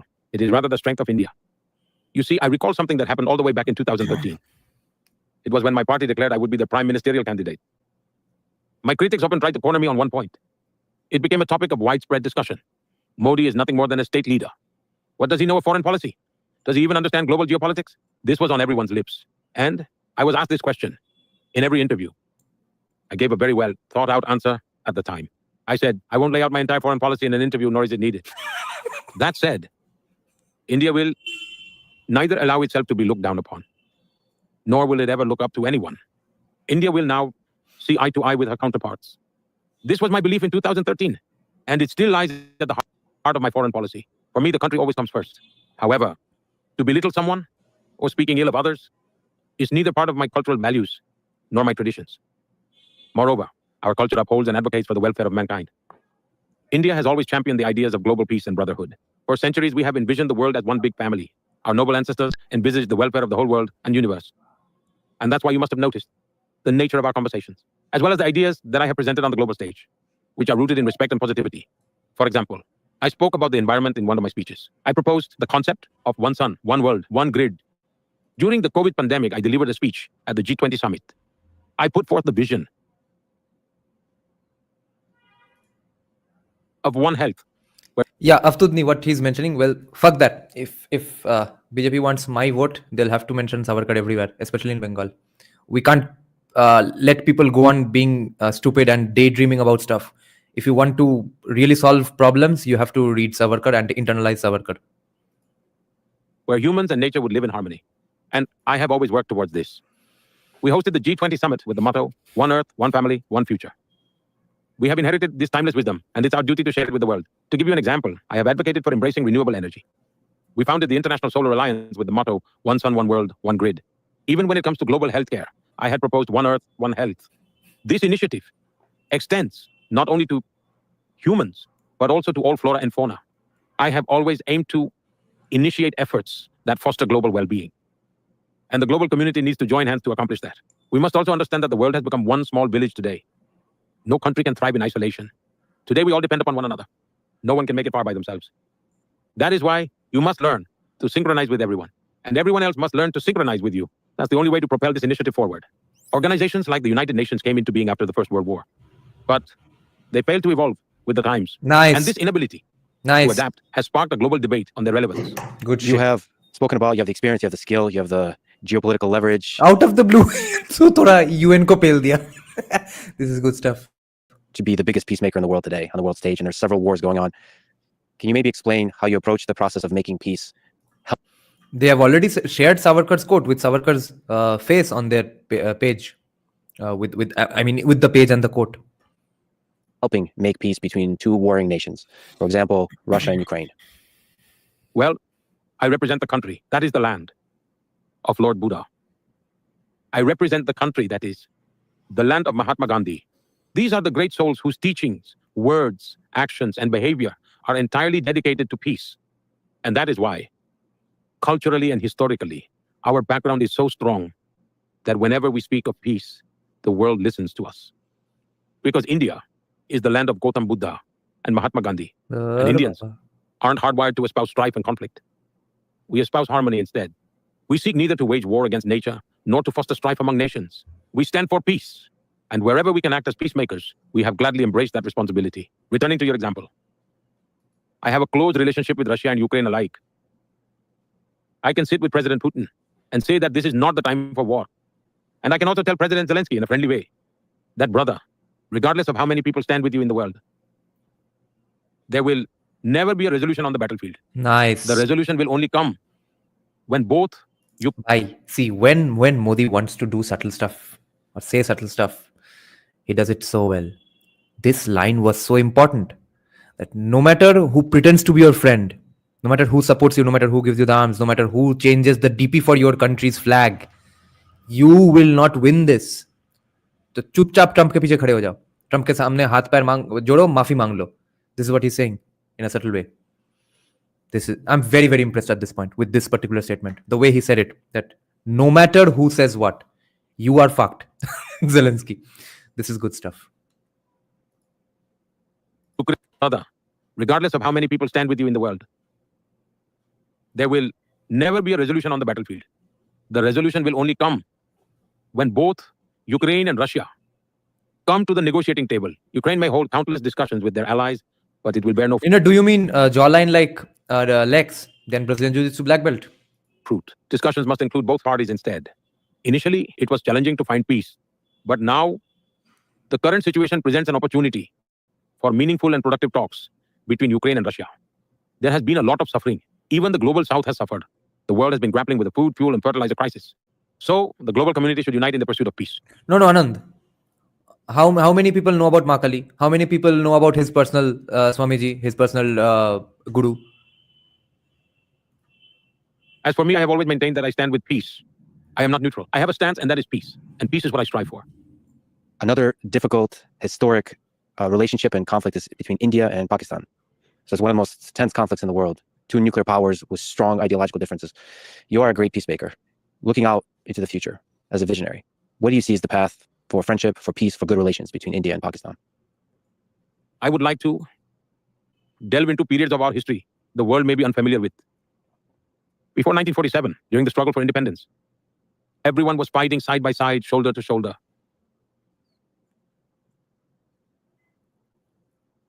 And the nation was eagerly waiting to celebrate the freedom, the joy of independence. Now, we could have a lengthy discussion on what led to the events that unfolded. But the fact remains that the policymakers of the time agreed to India's partition. And they agreed to the Muslim side's demand of carving out a separate nation, with hearts weighed down by grief and silent tears. Muslim side's demand. Partition was not dupakke doshchilo anymore, guys. The Prime Minister... Okay, so for the non-Bengalis, it's a common phrase used in Bengal's intellectual and literary circles that there was blame on both sides. That's why the partition happened. So the Prime Minister of the biggest democracy in the history of mankind is going on the second biggest podcast in the world and saying it was a Muslim demand. Again, subtly. He just casually mentions this and moves on. This is the way to do it. This is subtle propaganda. This is subtle, even truth unfolding, guys. He is better at subtlety than our Hindutva filmmakers. Ask Narendra Modi to make some films now. Indians embraced this painful reality. However, what unfolded was an immediate heartbreaking saga of bloodshed. Trains filled with bloodied, wounded people and corpses started arriving from Pakistan. It was a harrowing sight. After getting their own way, we expected them to live and let live. And yet, they chose not to foster a harmonious coexistence. Time and again, they decided to be at odds with India. They have waged a proxy war against us. Don't mistake this for ideology.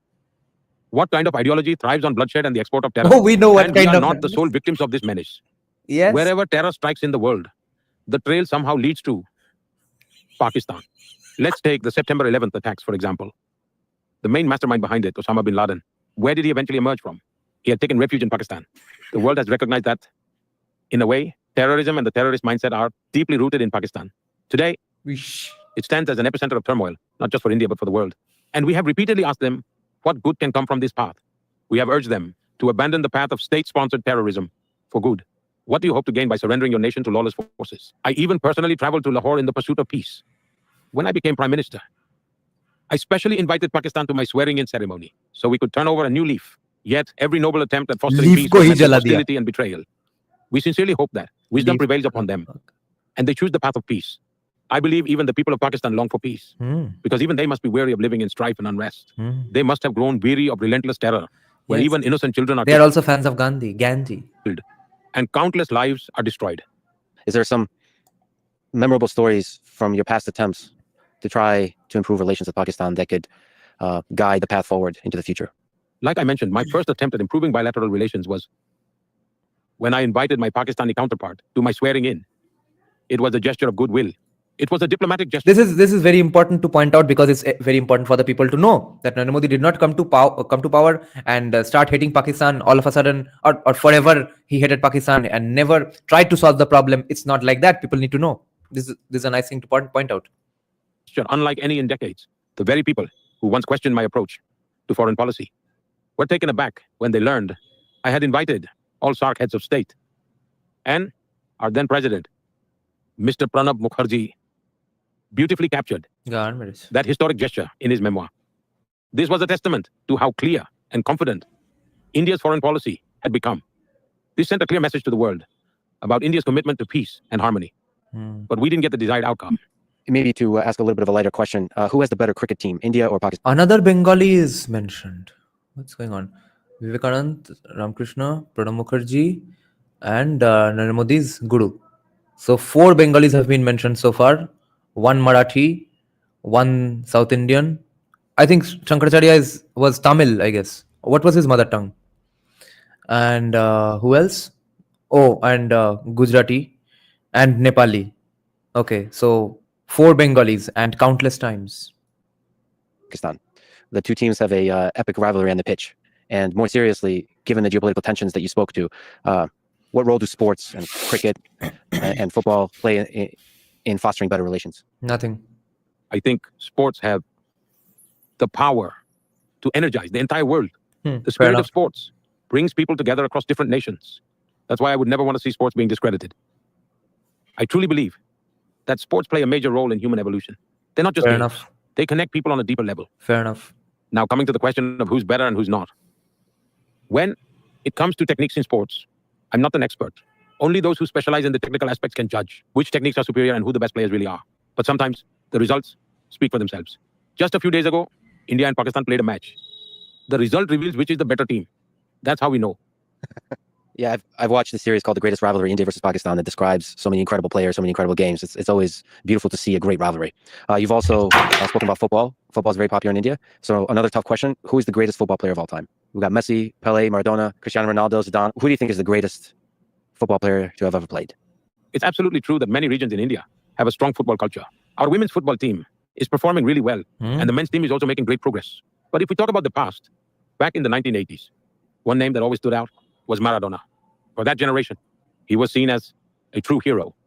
And if you ask today's generation, they'll immediately mention Messi. Now that you've asked, another interesting memory just came to mind. There's a state in India called Madhya Pradesh, right in the center. There's a district called Shahdol, a completely tribal region where a large tribal community resides. I really enjoy interacting with people from such communities, especially the self-help groups run by tribal women. So I decided to visit them and have a conversation. But when I got there, I noticed something fascinating. Around 80 to 100 young boys, kids, and even some older youth, all dressed in sports uniforms, standing together. Naturally, I walked over to them. So I asked them, where are you all from? And they replied, we're from Mini Brazil. I was surprised and said, what do you mean by Mini Brazil? They said, that's what people call our village. Curious, I asked, why do they call it Mini Brazil? They explained, in our village, football has been played for 4 generations. Nearly 80 national level players have come from here. Our entire village is dedicated to football. They also told me, when we host our annual football match, nearly 20 to 25,000 spectators come from... Yeah, I get it. That Gandhi is a great way to sell your products. But if you do have the platform, why not Savarkar even once? Especially since you know that Savarkar has never received his due. If you don't, on such a platform, at such a point in history, then when? Then by whom? At the hands of whom? Nearby villages to watch. I see the growing craze for football in India these days as a positive sign, because it not only fuels passion, but also builds true team spirit. Yeah, football is one of the great sports that unites not just India, the whole world. And that just shows the power of what sport can do. You recently visited the United States and reinvigorated your friendship with Donald Trump. What do you like about Donald Trump as a friend, as a leader? I'd like to share with you an event that stands out in my memory. Perhaps from that, you'll get a better understanding of the point I'm trying to convey. For example, we had an event in Houston. Howdy Modi. Both President Trump and I were there, and the entire stadium was completely packed. A massive crowd at an event in the US is a huge moment. While packed stadiums are common in sports, this was extraordinary for a political rally. The Indian diaspora had gathered in large numbers. Both of us delivered speeches, and he sat down below listening to me speak. Now that's his humility. The President of the United States sitting in the audience while I spoke from the stage. That was a remarkable gesture on his part. After finishing my speech, I stepped down. And as we all know, security in the US is extremely strict and thorough. The level of scrutiny there is on a completely different level. I went over to thank him and casually said, if you don't mind, why don't we take a lap around the stadium? There are so many people here. Let's walk, wave, and greet them. In American life, it's almost impossible for the president to walk into a crowd of thousands. But without even a moment's hesitation, he agreed and started walking with me. His entire security detail was thrown off guard. But for me, that moment was truly touching. It showed me that this man had courage. He makes his own decisions, but also he trusted me and my lead in that moment enough to have walked with me into the crowd. It was that sense of mutual trust, a strong bond between us that I truly witnessed on that day. And the way I saw President Trump that day, walking into a crowd of thousands without even asking security was truly amazing. And if you watch the video now, you'll be amazed. When he was shot during the recent campaign, I saw the same resilient and determined President Trump, the one who walked hand in hand with me in that stadium. Nice. Even after being shot, he remained unwaveringly dedicated to America. His life was for his nation. His reflection showed his America first spirit, just as I believe in nation first. I stand for India first. And that's why we connect so well. These are the things that truly resonate. And I believe that across the world, politicians are covered so much by the media that people mostly perceive each other through its lens. People rarely get the chance to truly meet or personally know one another. And perhaps third-party intervention is the real cause of tensions. When I visited him in the White House for the first time, there was already a lot written about President Trump in the media. At that time, he was still new to office, and the world had a rather different perception of him. Even I had been briefed in many different ways before meeting him. But to my surprise, the very moment I stepped into the White House, he broke all formal protocols right away. And then he personally took me on a tour of the White House. As he showed me around, I noticed something striking. He wasn't holding any notes or cue cards, nor was anyone accompanying him to assist. He pointed things out himself. This is where Abraham Lincoln lived, he said. He even explained why the courtroom was designed so long. He would point at the table and tell me which president signed here and on what date. I found that incredibly impressive. It showed how much he honored the presidency and how respectful and deeply connected he was to America's history. I could feel that. And he spoke to me freely, discussing many things openly. That was my experience from our first meeting. Later, when There's another guy who's connected to American history even more. Let's see if he can become the president in 28 or 32, maybe, after he serves successful terms as the Ohio governor. first term ended and President Biden won. 4 years passed. But during that time, whenever someone we both knew met him, and this must have happened dozens of times, he would say, Modi is my friend, convey my regards. That kind of gesture is rare. Even though we didn't meet physically for years, our direct and indirect communication, our closeness and the trust between us remained unshaken. He said that you're a much tougher, much better negotiator than he is. He said this recently when you visited. What do you think of him as a negotiator? And what do you think he meant about you being a great negotiator? Now, that's not something I can comment on, since it's his graciousness and humility. It is very kind of him that he openly appreciates me on various occasions and in different contexts. But about negotiation, I always put my country's interests first. That's why in every forum, I speak up for India's interest. Not to harm anyone, but in a positive manner. And because of that, no one takes offense. People know that if Modi is present, he will strongly advocate for these things. After all, the people of India have given me this responsibility. For me, my nation is my high command, and I will always honor their will. You've also had a bunch of productive meetings with several other folks on your visit to the United States. Elon Musk, J.D. Vance, Tulsi Gabbard, Vivek Ramaswamy. What are some things that stood out from those meetings? Maybe key takeaways, key memories? Look, I can say this. I have observed President Trump, both during his first term and now in his second run. This time, he seems far more prepared than before. He has a clear roadmap in his mind, with well-defined steps, each one designed to lead him toward his goals. I also had the chance to meet members of his team, and I truly believe he has put together a strong, capable group. And with such a strong team, I feel they are fully capable of implementing President Trump's vision based on my interactions with them. I met several people, Tulsi Gabbard, Vivek Ramaswamy, Elon Musk. And there was a family-like atmosphere. Everyone had come with their families. As for Elon Musk, I've known him since my time as chief minister. He was there with his family and children, so naturally, the atmosphere felt warm and friendly. Of course, we had discussions and we talked about many different topics. Now, with his Doge mission, he is incredibly excited about how it's progressing. And honestly, it makes me happy too, because when I took office in 2014, I wanted to free my country from the deep-rooted issues and harmful practices that have crept in. And I'll continue striving to eliminate as many of them as I possibly can. Harmful For example, practice. after I took office in 2014, I observed that back then, we weren't part of many global discussions, not like how President Trump and Doge are being talked about today. But let me give you an example so you can see the kind of work that was done. I noticed that the benefits of certain government schemes, especially welfare programs,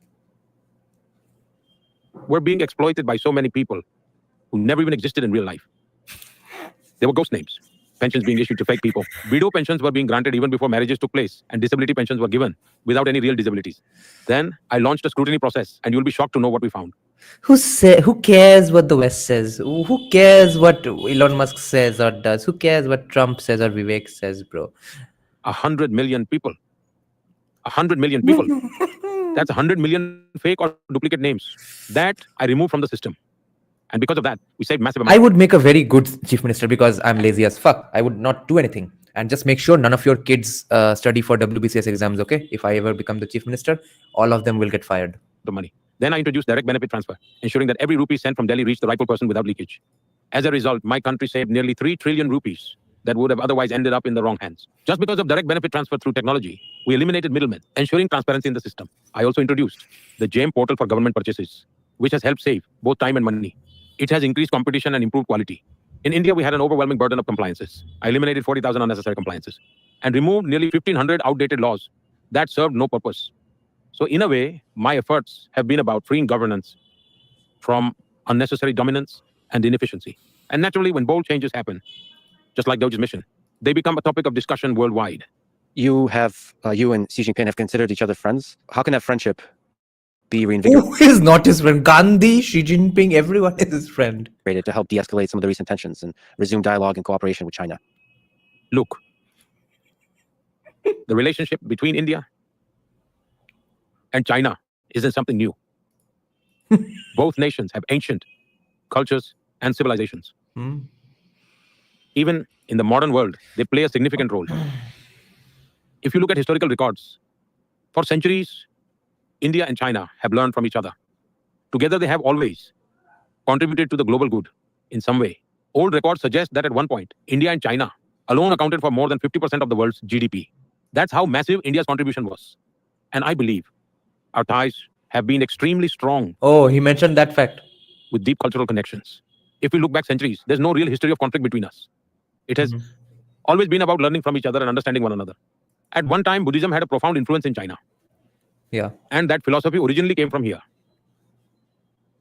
Here, Our relationship should remain just as Yeah. strong in the future. It should continue to grow. Of course, differences are natural when two neighboring countries exist. Occasional disagreements are bound to happen, even within a family. Not everything is always perfect. But our focus is to ensure that these differences don't turn into disputes. That's what we actively work toward. yeah. Instead of discord, we Yeah, from Bihar. I forgot. I thought he did all his stuff in Nepal. emphasize dialogue. Because only through dialogue can we build a stable, cooperative relationship that serves the best interests of both nations. It is true that there have been ongoing border disputes between us. And in 2020, the incidents along the border created significant tensions between our countries. However, after my recent meeting with President Xi, we have seen a return to normalcy at the border. We are now working to restore conditions to how they were before 2020. Slowly, but surely, trust, enthusiasm, and energy will return. But of course, it will take some time since there's been a 5-year gap. Our cooperation isn't just beneficial, it's also essential for global stability and prosperity. And since the 21st century is Asia's century, we want India and China to compete in a healthy and natural way. Competition is not a bad thing, but it should never turn into conflict.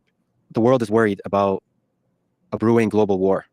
The tensions between China and the United States, in Ukraine, Russia, in Europe, in Israel, the Middle East. What can you say about how we in the 21st century can avoid a global war, avoid an escalation towards more conflict, more war? Look, COVID exposed the limitations of every nation.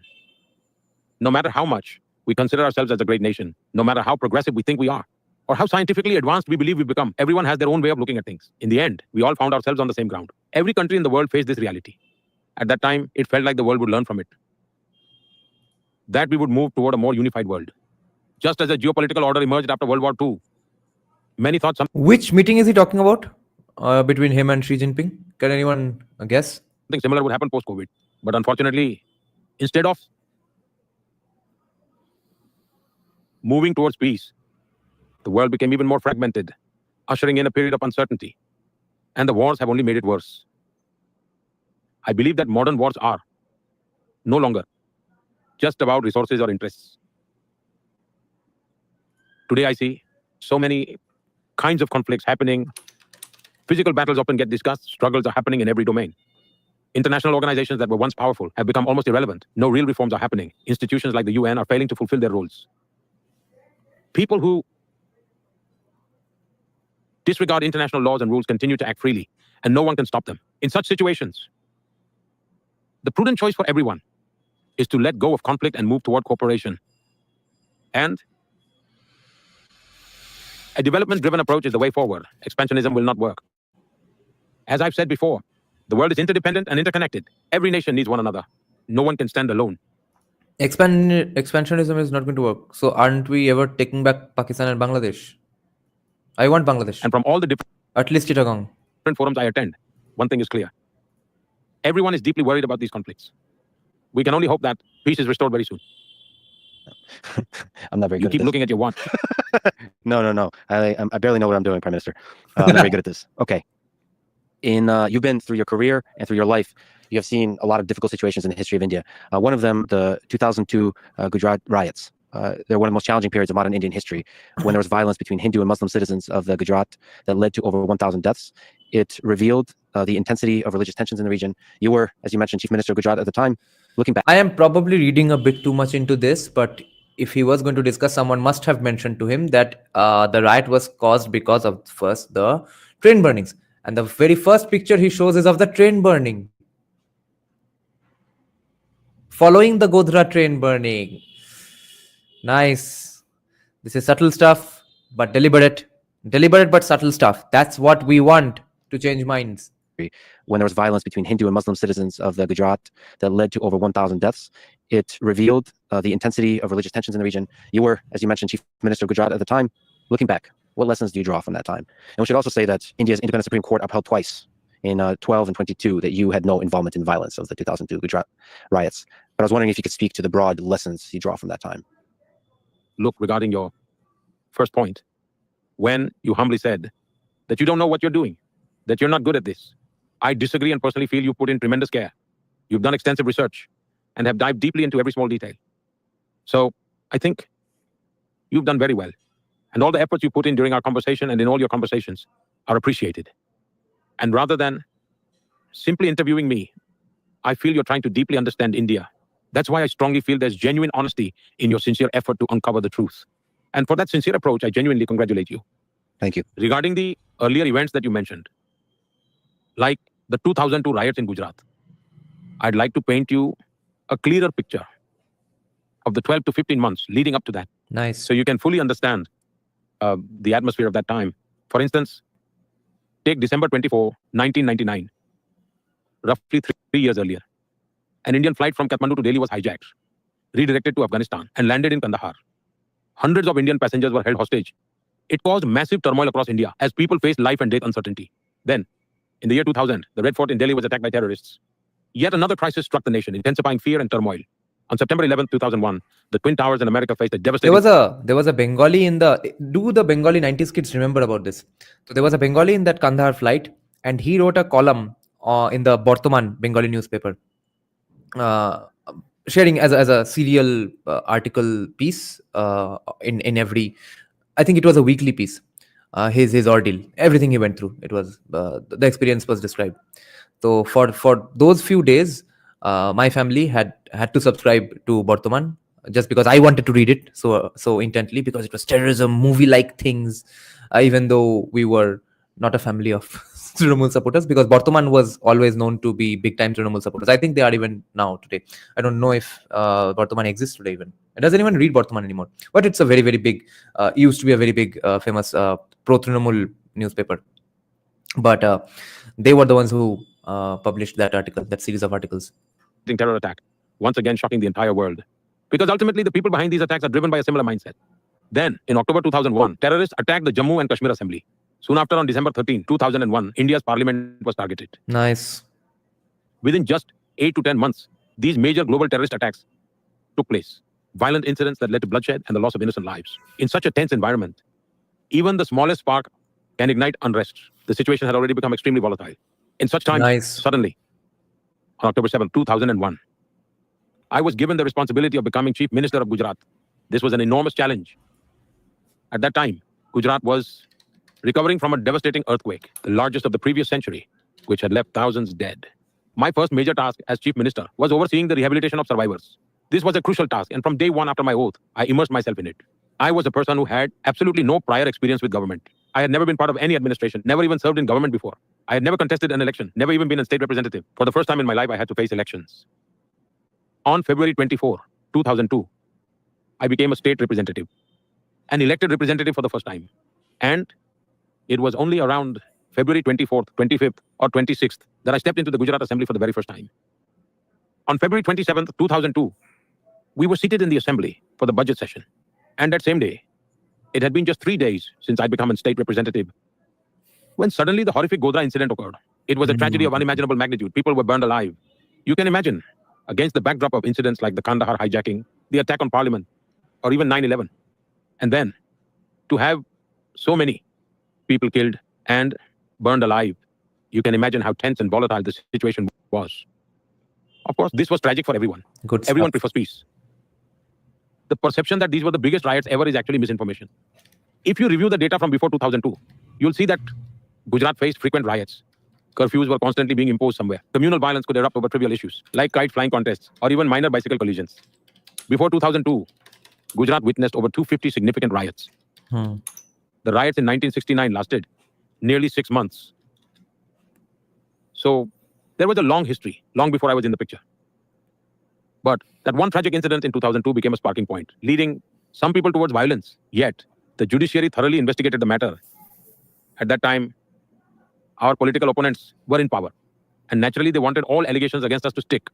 Despite their relentless efforts, the judiciary analyzed the situation meticulously twice and ultimately found us completely innocent. Those who were truly responsible have faced justice from the courts.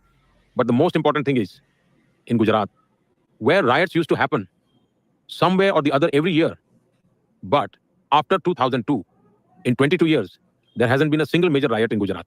Gujarat remains completely peaceful. Our approach has always been to avoid vote bank politics. Instead, our mantra has been, together with everyone, development for all, trust from all, and efforts by everyone. We've shifted away from the politics of appeasement to the politics of aspiration. Because of this, anyone who wishes to contribute joins us willingly. We've continuously strived to turn Gujarat into a well-developed state. And today, Gujarat is actively contributing toward building a developed India as well. A lot of people love you.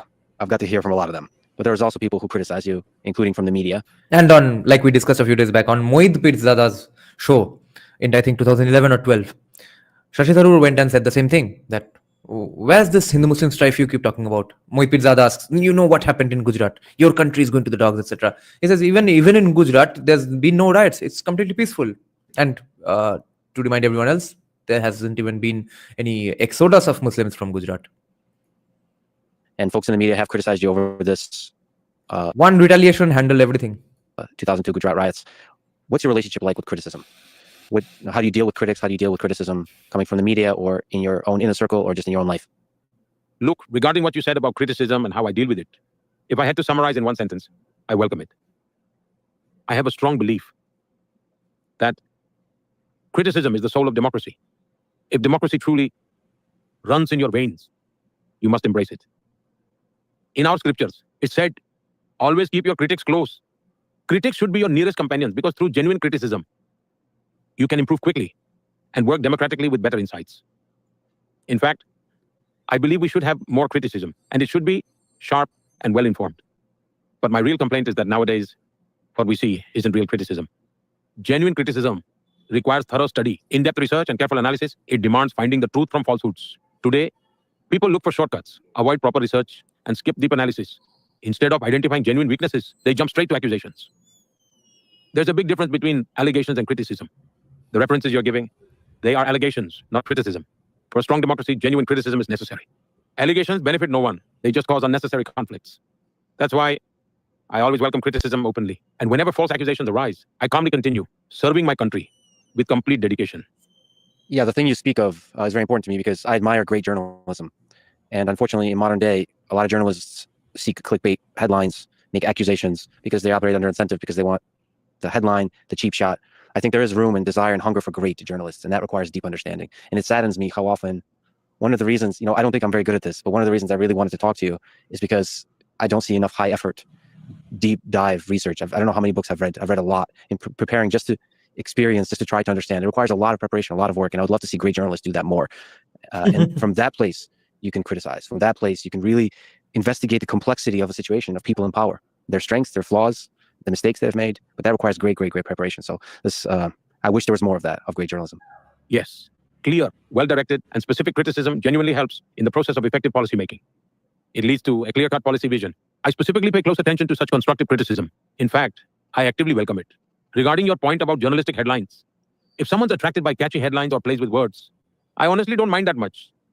But when there's a deliberate agenda behind the actions, and the truth is deliberately ignored, that can cause damage that lasts for decades. If someone focuses on pleasing their readers or viewers with attractive headlines, maybe we can compromise a little. But if there's a hidden motive, or if things are intentionally twisted to serve an agenda, that's a serious issue worth worrying about. And in that, the truth suffers, I think. I remember once, in London, I was invited to give a speech at an event organized by a Gujarati newspaper there. So during my speech, I casually said, since it was an event attended by journalists, what kind of journalism should we have? Should it be like a fly or a bee? I explained. A fly. I like one thing here. He casually mentions he was a Gujarati, not just an Indian, because when an American talks about these people on international podcasts, they casually mention Californian, Texan even. This was nice. Make people find out more stuff about India. And just like the main reason I liked RRR for, imagine how many people Googled Lord Ram after RRR. Dada, do you think Modi is USAID funded? Modi ji, ask Modi ji. Escapes answering questions by complaining that the statement is an allegation and not a criticism, justified or BS. Does he ever respond to criticisms really? If he really took criticism seriously, if he does take it, it's probably in his mind. He's probably working on it. But if he liked criticism, etc., then he would not go to Lex Fridman's podcast. He would go to Joe Rogan. Joe Rogan is not going to be this fluffy in his questions.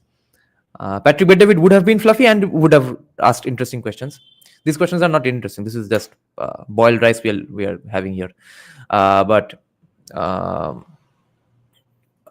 as for let's say, if he was genuinely open to listening to important criticisms and important critical questions, he would have gone to Kushal Mehra's podcast.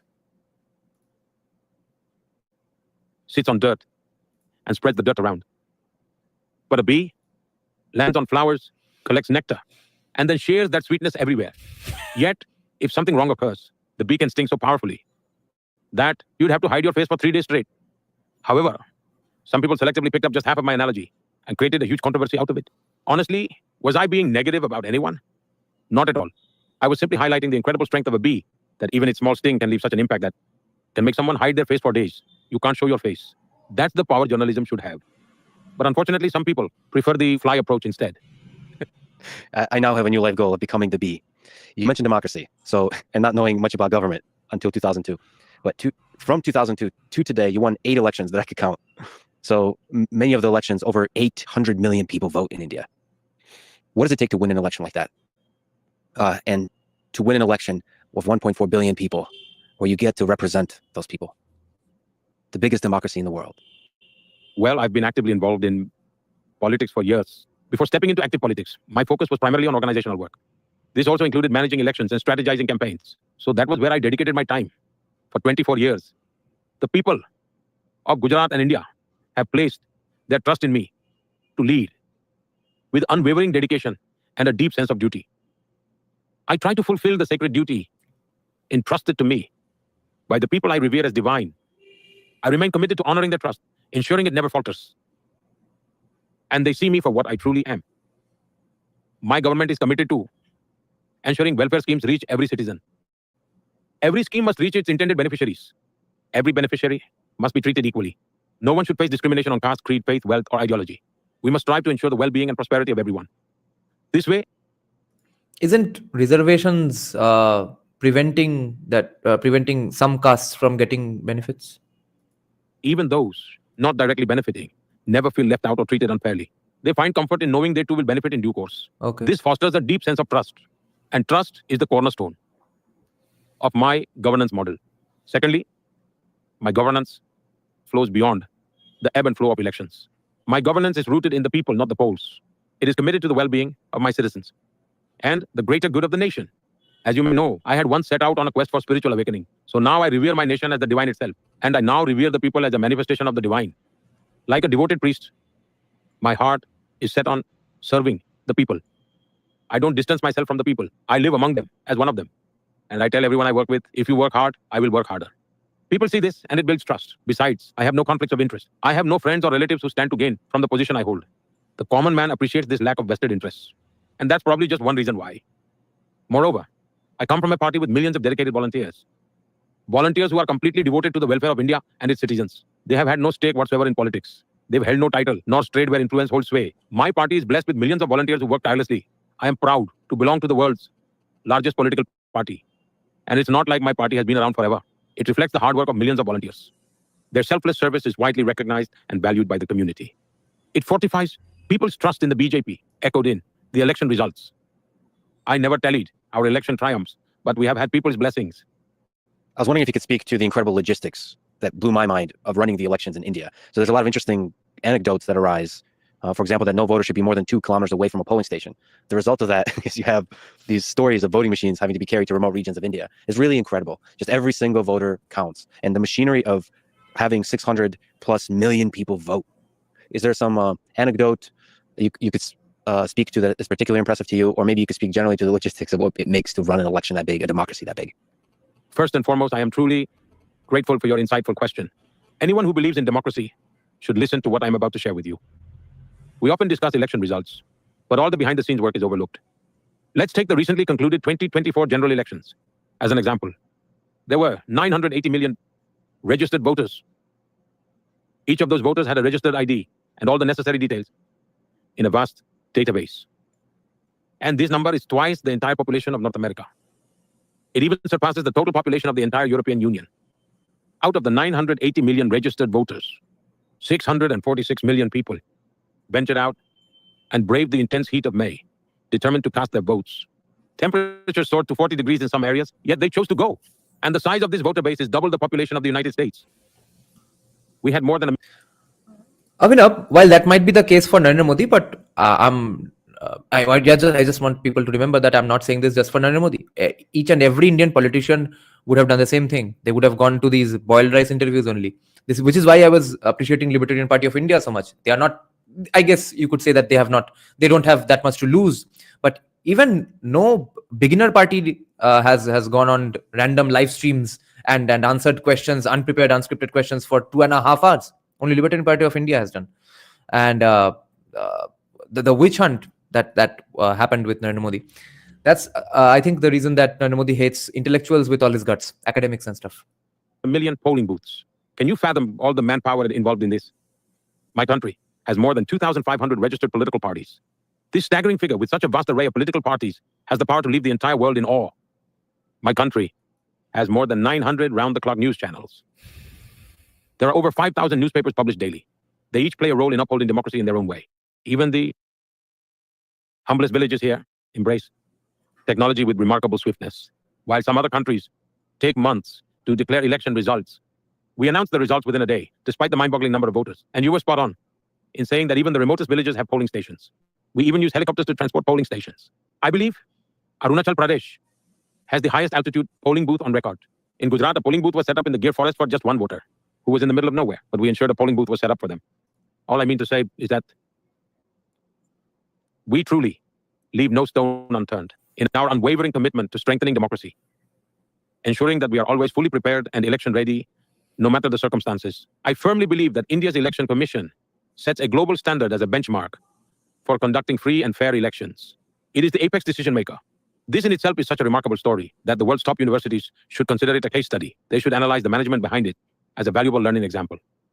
Given the sheer number of voters, can you truly grasp the immense depth of political awareness? All of this will make for an excellent case study for the younger generation worldwide. To me, I love democracy. This is one of the main reasons I love the United States, but there's just nothing quite as beautiful as democracy when it functions in India. You know, like you said, 900 million people registered to vote. It really is a case study. It's beautiful to see that many people come together willingly, passionately casting a vote for some person to represent them. Like they're putting their heart in that. It's really important for a person to feel like their voice is going to be heard. It's beautiful. Speaking of which, you are loved by a lot of people. How else will you get your fucking freebie? सरकार को कुछ करना चाहिए, सरकार क्यों कुछ नहीं कर रही है? तो कैसे बोलोगे अगर 900 million people excited नहीं रहेंगे voting को लेकर? One of the most powerful humans in the world. Do you sometimes think about whether this much power has a corrupting effect on your mind? Especially across the many years that you've been in power. Well, I don't think the word powerful quite reflects the journey of my life. I can never claim to be powerful. For all I am is a humble servant. Renunciation again, renouncing and asceticism, textbook asceticism, guys. I even identify myself as not the prime minister, but the prime servant. And service is the guiding principle of my work ethic. As far as power is concerned, it is something I have never bothered about. I entered politics not to play power games, but to serve, rather than seeking power. I stay committed to doing and getting work done. I am more focused on productivity than power. Wow. I have always dedicated myself to serving the people. I have always devoted myself to bringing about a positive change in their lives. Hey, by the way, guys, Anand Sridhar is saying only Yogi, Pawan Kalyan and Annamalai take casual interviews. अभी कुछ दिन पहले मैंने rumor सुना कि even कि Annamalai is a plant, a Trojan horse sent in to destroy Hindutva or BJP from the inside. At this point, who the fuck is not a plant? Everyone is a plant, according to someone or the other. Like you mentioned, you work a lot. You give your whole soul to your work. Do you ever get lonely? Look, this is a very good question. Finally, one good question from Lex Fridman. This is something I've wondered about Narendra Modi for a long time myself. Imagine all the journey he has taken, the entire journey, though, definitely, but even the days of insane hardship, the days of allegations, the days of the entire country, the world's media, academics, intellectuals, journalists coming after him, the witch hunt. At a time when CPIM was going on doing horrible things in West Bengal before Gujarat riots and after Gujarat riots. Imagine what Trinamool is doing today. And him facing all that alone, at least as an individual. He had maybe his friends in the party around, maybe Amit Shah, but after all, he did not have a wife or a son or a daughter, a family around. That fucking journey, that surviving those days has to be fucking brutal. And never being able to share anything with the world ever. Never ever being able to tell the world how bad he felt for those days. And then surviving to tell the tale and then becoming the prime minister for 3 terms. That loneliness, that lonely journey makes me shiver. I never experienced loneliness. Because I am an ardent believer in the philosophy of 1 + 1. And this philosophy of 1 + 1 is aligned with my moral compass. And whenever I'm asked to elaborate on this outlook, I say the first one represents Modi and the other one represents the Almighty. I am never alone, for he is always there to keep me company. This is just how I function. Having wholeheartedly embraced the ideals of Swami Vivekananda. Again, the mention of a Bengali. I firmly believe that service to mankind is service to God. For me, the nation itself is divine, and mankind is a reflection of the divine. I walk this path with the conviction that serving the people is serving the divine. That's why the very notion of struggling with loneliness has never even remotely crossed my mind. Like at the time of pandemic. So you see, someone said he's made of steel. He's actually so made of steel. He finally gets a chance to share that ordeal, to share his, whether he faces loneliness or not. He doesn't take the opportunity. He has moved on from it. Or his minds have developed calluses already. He doesn't give a fuck anymore. He's not to share his sad story with us anymore. जब करना था तब नहीं किया, जब कोई सुन सकता था तब कोई नहीं सुना.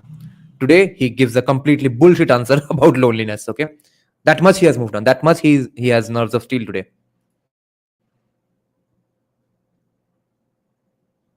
With the lockdown and traveling restrictions in place, I came up with a way to make the most of my time. I designed a governance model that operated seamlessly through video conferencing. I kept myself occupied with remote work and virtual meetings. Another thing I did was to connect with the people I had worked with throughout my life. Among my party's volunteers nationwide, I made a list of those who were 70 and older. Some of the volunteers had very humble beginnings and came from very modest backgrounds. I personally called every volunteer age 70 and above. I made it a point to inquire about their health and their family's well-being. I inquired about how their area was coping. I asked these questions to make sure they were doing well. This allowed me to build rapport with them, and we would go down the memory lane. They were touched that the Prime Minister would check on them in the pandemic. I made around 40 calls every day without fail. I carried on with this throughout the pandemic. It gave me the chance to reconnect and relive old memories with familiar faces. Ah. Loneliness is never a concern for me, as I always find ways to stay engaged. And I have long been at peace with myself. Yeah. The time I spent in the Himalayas have helped me develop this. Oh. I've heard from many people that you are the hardest worker they know. What's your philosophy behind that? Maybe you put in crazy hours every single day. Do you ever get tired?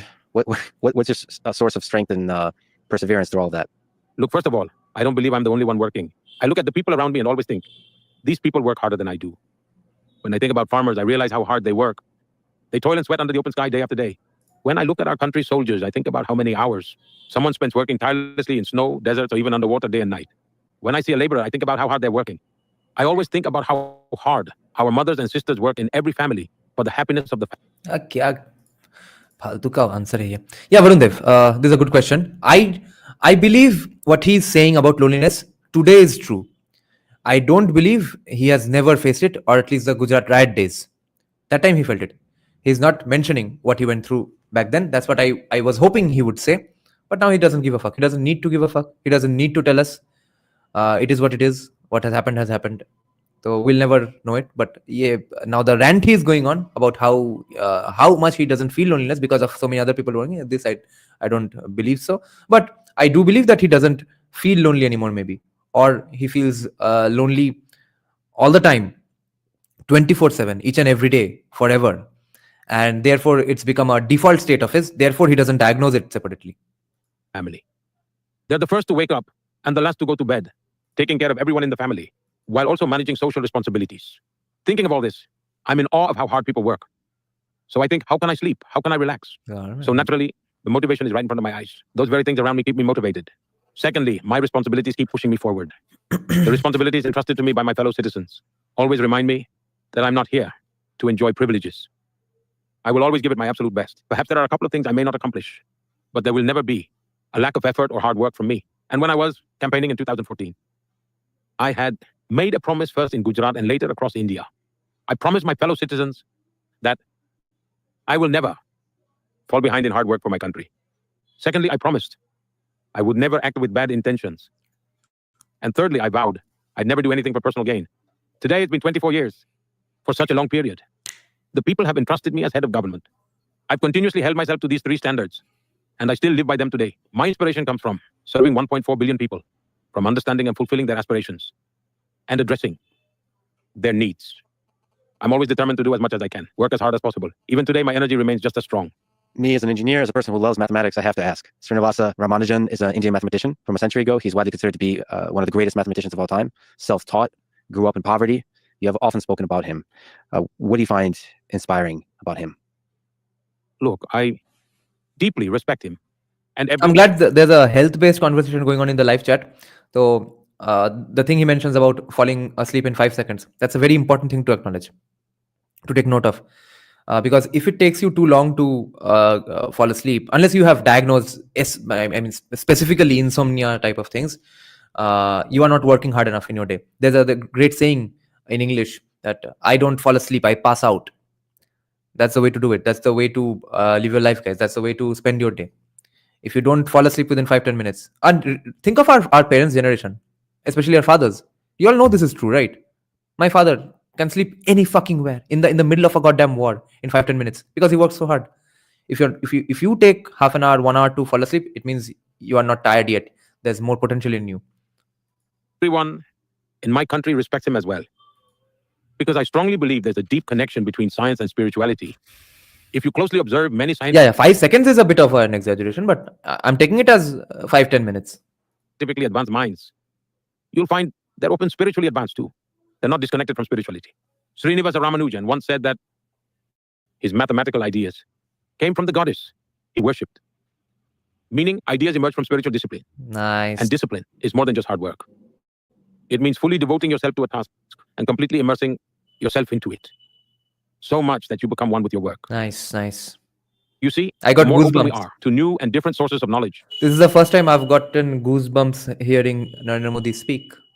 the more new ideas we'll have. I think it's important for us to clearly understand the difference between information and knowledge. Some people mistakenly confuse information with Nice. And I got goosebumps because how much I relate to it. How much I've seen it in my own life with becoming a musician and stuff. knowledge, carrying around large amounts of information.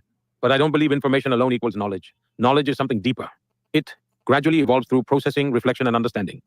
Recognizing this difference is important in how we handle both. You have a reputation for being a decisive leader. So can you walk me through on this topic of ideas, how you make decisions, what's your process? So for instance, when facing a high stakes choice with no clear precedents, a lot of uncertainty, having to balance input, how do you make decisions? There are many factors to my decision making. First, I'm perhaps the only politician in India who has stayed overnight in around 85 to 90% of the districts across the country. This was before my current role. I used to travel extensively. I learned a lot from those experiences. They gave me first-hand knowledge of the ground realities and grassroots level issues. Not something asked or heard or learned merely from books. Secondly, from a governance perspective, I carry no baggage of any kind. I don't carry any baggage that weighs me down or forces me to act a certain way. Thirdly, I have a simple yardstick for decisions. My country first. I always question if what I'm doing harms my nation in any way. Additionally, Mahatma Gandhi once said that if you're ever unsure when making a decision, think of the poorest person's face, remember them, and ask yourself, will this help them? Then your decision will be right. That wisdom always guides me. Remembering ordinary citizens and considering how my actions affect them. Which is why I like libertarianism, because it will help the poorest person. Another factor in my approach is that I'm very well connected. In my administration, my officials know this well and probably feel overwhelmed by it, by the fact that my information channels are numerous and are very active. Because of that, I receive lots of insights from various sources. So when someone comes to brief me, that's not my only source of information. I always have additional perspectives available to me. Another thing, I maintain a learner's mindset. Suppose I'm not familiar with something and an official explains it to me. I approach them like a student and ask, can you clarify this? How does it work? Then what happens next and how? And whenever I have different information, I deliberately play devil's advocate and ask challenging questions.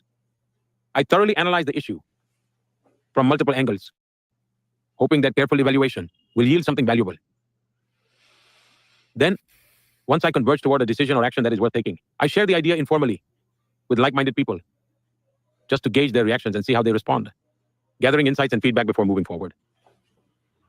Until अरे स्पर्श महेश्वरी बोल रहे हैं कि आ गए हैं कहा भाई साहब, ये तो हमेशा से था, हम तो यहीं पे है 1947 से. finally, I have a strong conviction that my decision is right. This entire decision-making process doesn't actually take much time. My speed is very fast. Let me share an example. How did I make decisions during COVID? I had Nobel Prize winners advising me, giving countless economic examples from around the world. They'd say, this country is doing this, that country did that. You Oh shit! Abhijit Banerjee का मजाक उड़ाया जा रहा है कि उन्होंने बोला था कि प्रिंट मनी प्रिंट कर दो, कंजम्पशन खुद ब खुद आ जाएगी, लोगों के हाथ में डाल दो मनी, और हमारा इन्फ्लेशन गया तेल लेने, and he didn't listen. That was one of the best economic decisions he has made in his life, that he did not just print money and hand people money during COVID.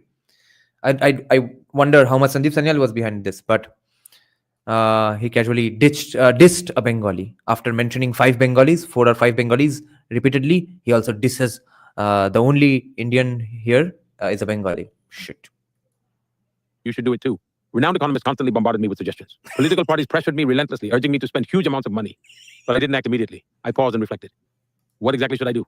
Then, considering the unique conditions of my own country, I made a clear decision. I wouldn't let the poor sleep hungry. I wouldn't allow social tensions to arise over basic daily needs. These core principles guided my approach. The entire world was in lockdown. Global economies were collapsing.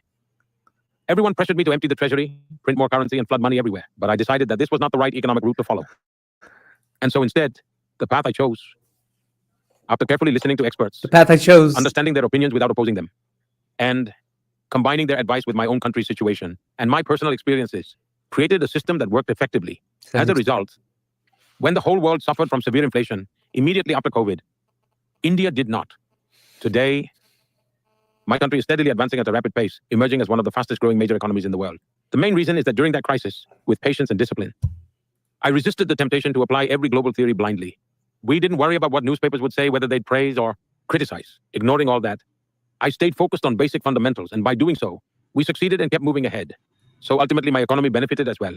My approach has always been to stay focused on these fundamentals. Another strength is my risk-taking capacity. I don't worry about potential losses for myself. If something is right for my country, for the people, I'm always prepared to take the risk. And secondly, I take ownership of my decisions. If something goes wrong, I don't shift blame to others. I stand up, take responsibility, and own the outcome. When you take ownership, your team also becomes deeply committed. They know this person won't let us down, won't abandon us. He'll always stand with us. Because they see I'm making honest decisions, not for myself, but for the nation. I've openly told the country from the start, I'm human. I can make mistakes, but I won't act with bad intentions. People remember those words clearly, even if something doesn't go as planned. They trust that Modi's intentions were right. They think he probably meant to do something good, Right. even if it didn't work out. So society sees and accepts me just as I am. You gave a powerful speech on AI a few weeks ago at the This is important, and so do I think. In another interview, he told a story about inviting childhood friends after becoming CM. He was looking for human connection, but was sad to realize they only saw CM. Oh, fuck. Should have referred to that in. Yeah. Then I understand why he did not mention this, because A, he doesn't give a fuck about loneliness anymore. He has moved on from it. He has nerves of steel. And secondly, he's not going to diss on his childhood friends in the second biggest podcast in the world. AI summit in France. In it, you spoke about the talent pool for AI engineers in India. I think it's probably one of the biggest pools of brilliant engineers in the world. So how can India become the leader in the space of AI? It currently lags behind the United States.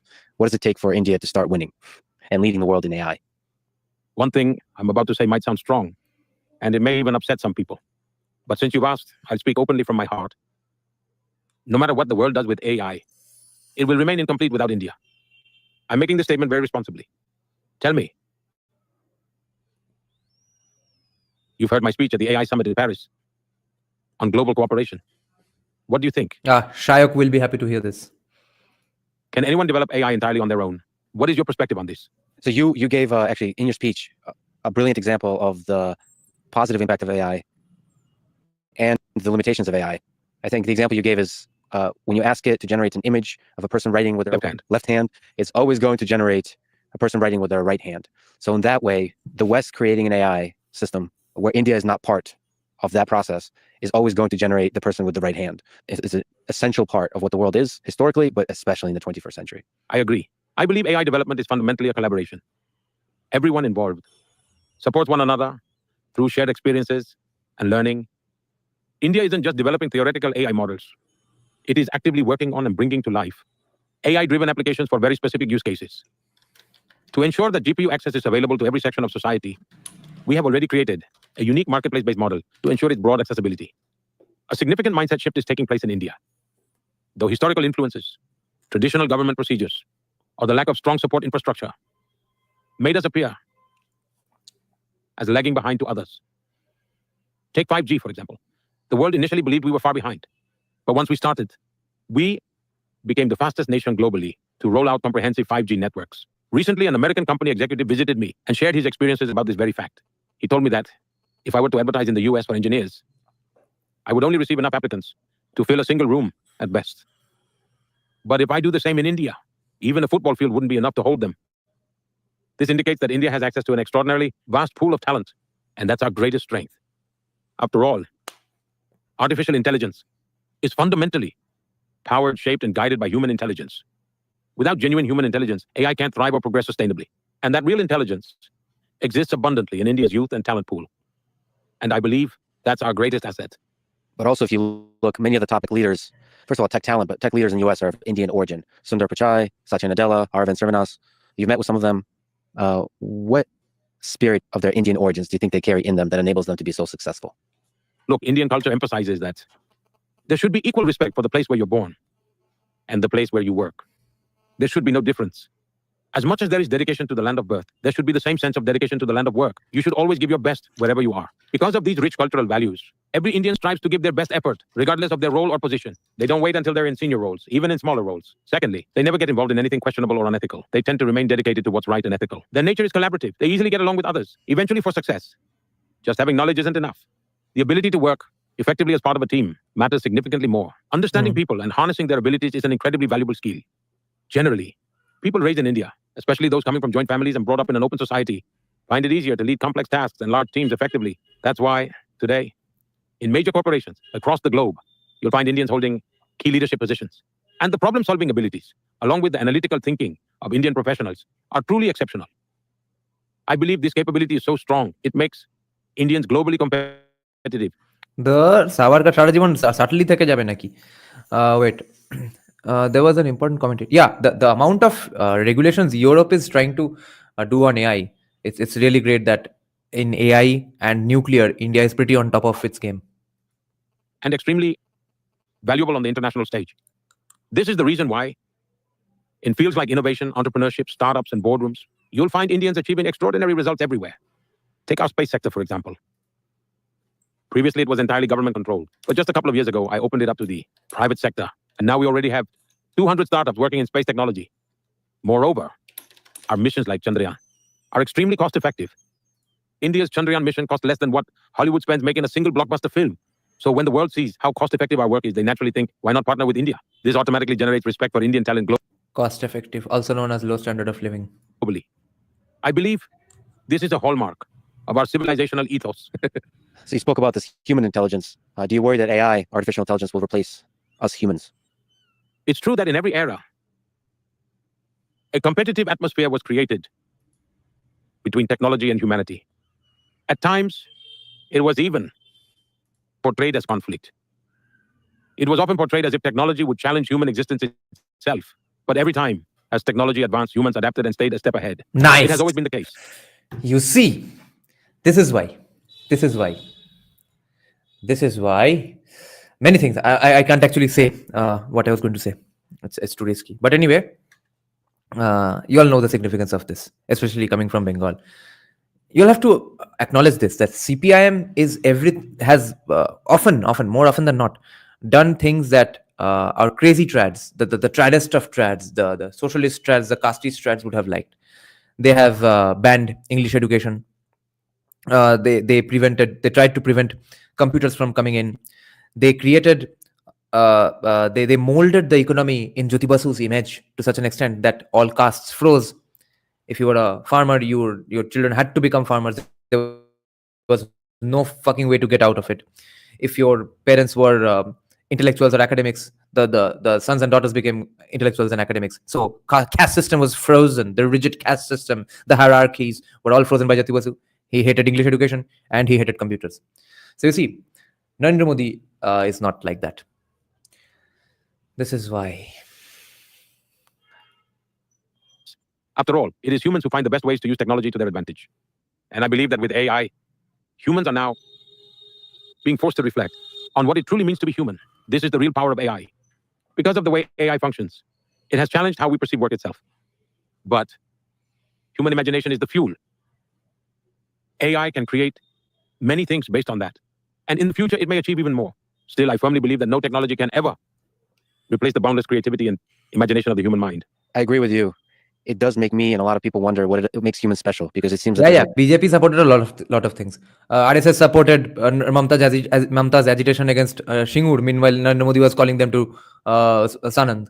a lot that makes humans special.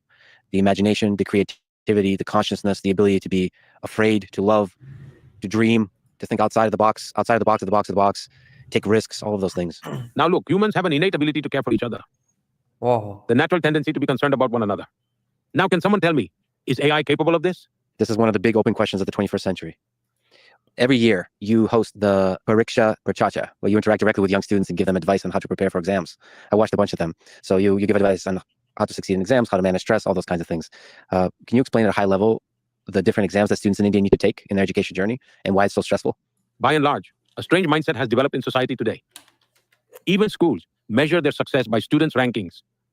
Families too feel pride when their child achieves a high rank because they believe it improves their educational and social status. This mentality has resulted in increased pressure on children. Kids also began feeling that their entire lives depend on 10th and 12th grade exams. We've introduced significant changes in our new education policy to address this issue. But until those changes take effect on the ground, I feel another responsibility. If our children face challenges, it's my duty to listen to them, understand them, and ease their burden. In a way, when I conduct Pariksha Pe Charcha, I get insights directly from the students, understand their parents' mindset, as well as the perspectives of people in the educational field. So these discussions don't just benefit the students, they benefit me too.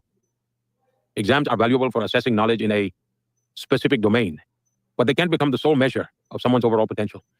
Many people may not score high academically, yet can hit a century in cricket because that's where their true strength lies. When the focus shifts to actual learning, scores tend to naturally improve. I remember when I was a student, I had a teacher whose learning techniques still greatly appeal to me today. He would give us children specific instructions. To one child, he would say, tomorrow bring exactly 10 chickpeas from home. To another, he might request, bring 15 grains of rice, no more, no less. A third child could be told, bring 21 mung beans, precisely that number. Different students got different quantities and varieties. So each child would think, I need to get exactly 10. And counting them at home helped them memorize numbers naturally. Then they'd learn what chickpeas were. And after returning to school, they'd pool it all. The teacher would then ask, take out 10 chickpeas, 3 chickpeas, 2 mung beans. This Yeah, way- for me, book cricket helped me with remembering numbers and doing multiplications and stuff. Yes, I have tried a cigar. It was brought by Shayak Paul only from somewhere he went, but we both tried and couldn't finish it. Our lungs were too pussy to finish a cigar.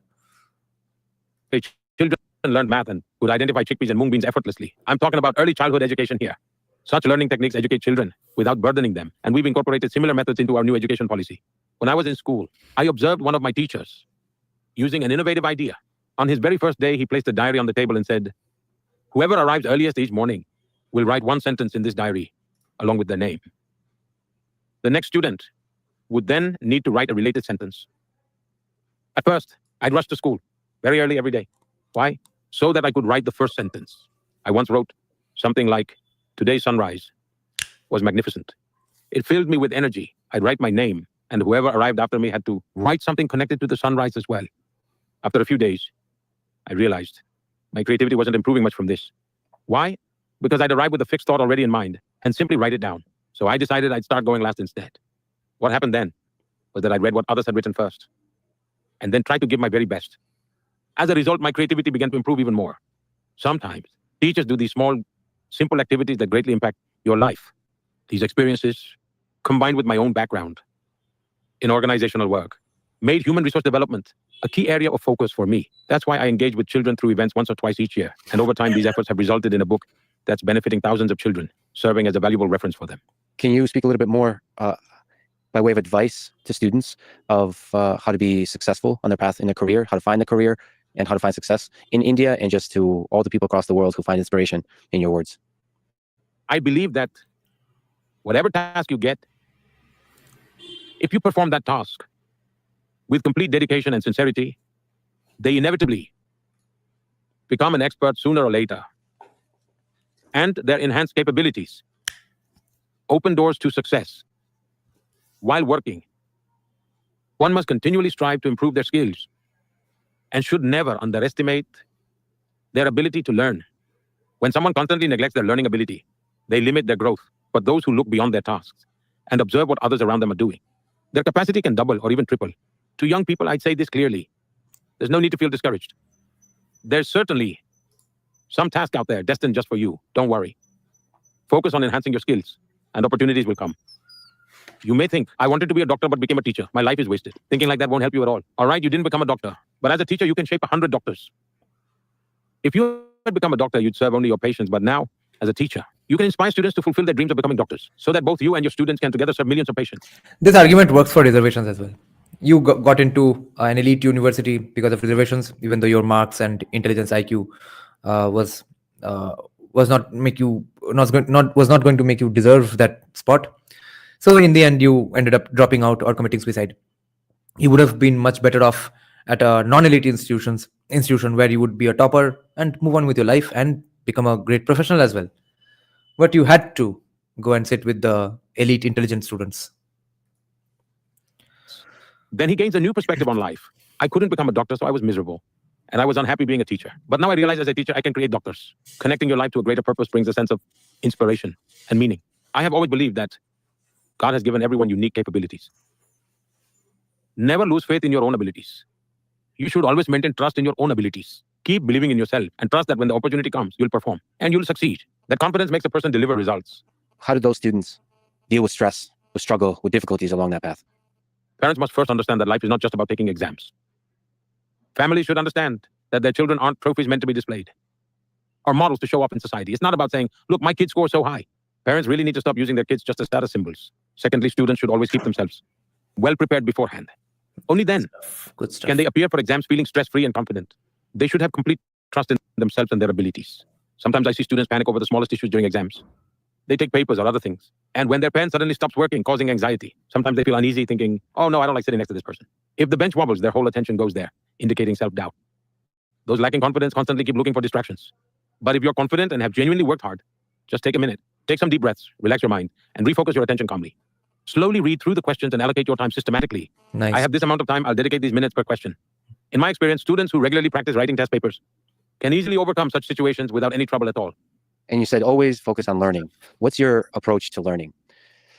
What advice can you give on how to learn best? Not just when you're young, throughout your life. Let me share a personal example with you. I used to learn a lot from reading, but these days, more and more, I learn by being fully present. Whenever I meet someone, I am fully present in the moment. I give them my full attention. This complete focus allows me to grasp new concepts quickly. When I'm with you, I'm fully present, grounded in the moment. No calls or messages can pull me away from this moment with you. I am fully present, focused on the here and now. That's why I always believe this is a habit everyone should embrace. It will sharpen your mind and improve your learning ability. Besides, knowledge alone cannot light the way. You must immerse yourself in the flow of practice. You cannot master driving merely by reading the life stories of great drivers. Nice. You must get behind the wheel and take the road yourself. You must dare to take risks. You can never master the road if fear of accident or death holds you back. I truly believe that. Those who live in the present are the ones who live their life to the fullest. That's because they know that every moment lived has already slipped into the past. So you must embrace the moment before it fades into the past. Past is history. Tomorrow is mystery. Today is the gift. That's why it's called a present. Otherwise, chasing the future only turns the present into the past. It's not a trade worth making. Most people stress so much about the future that their present quietly slips away. Before they know it, the moment has already faded into the past. Yeah, I've heard a lot of stories of you having meetings with people, and it's usually all the distractions are, there's no distractions. It's just two human beings, just like this, and just focused on the moment and the interaction. That's a really beautiful thing. And today really is a gift that you would give that focus to me. So thank you. Let me ask maybe a difficult, maybe a human question. Do you contemplate your immortality? Are you afraid of death? Can I ask you a question instead? Holy shit, we are listening to it at 2x and someone gets asked, what do you think of death? And they laugh. This is crazy. Sure. I have a very interesting question. Life and death are two sides of a coin. But which of the two is more certain? Death. Exactly. Now, with that out of the way, we know for a fact that life itself is a whispered promise of death. And yet, life is also destined to flourish. So again, in the dance of life and death, only This is good stuff. fear of accident or death holds you back. I truly believe that. Those who live in the present are the ones who live their life to the fullest. That's because they know that every moment lived has already slipped into the past. So you must embrace the moment before it fades into the past. Otherwise, chasing the future only turns the present into the past. It's not a trade worth making. Most people stress so much about the future that their present quietly slips away. Before they know it, the moment has already faded into the past. Yeah, I've heard a lot of stories of you having meetings with people, and it's usually all the distractions are, there's no distractions. It's just two human beings, just like this, and just focused on the moment and the interaction. That's a really beautiful thing. And today really is a gift that you would give that focus to me. So thank you. Let me ask maybe a difficult, maybe a human question. Do you contemplate your immortality? Are you afraid of death? Can I ask you a question instead? Sure. I have a very interesting question. Life and death are two sides of a coin. But which of the two is more certain? Death. Exactly. Now, with that out of the way, we know for a fact that life itself is a whispered promise of death. And yet, life is also destined to flourish. So again, in the dance of life and death, only death is certain. Oh. So why fear what is certain? That's why you must embrace life instead of fretting over death. That's how life will evolve and flourish. For it is uncertain. That's why you must commit to enriching, refining, and elevating your life so you can live fully and with a purpose before death comes knocking. Your life, ठीक है? समाज के लिए कुछ करेंगे, वो बाद में है. पहले your life. That's why you must let go of the fear of death. After all, death is inevitable and there's no use worrying about when it will arrive. It will arrive when it's meant to. What gives you hope It will arrive when Trinamool wants it to. about the future, not just of India, but all of human civilization, all of us humans here on Earth? Well, I am an optimist at heart. This is a good point, Rishabh. Yes, this is where he flourishes all of a sudden, I think. And remember my interview with Sandeep Sanyal. He had told me that yeah, I discuss economics every day with someone or the other in every other podcast. Let's discuss something else with you, writing and stuff. So I had so many questions on economics in my mind.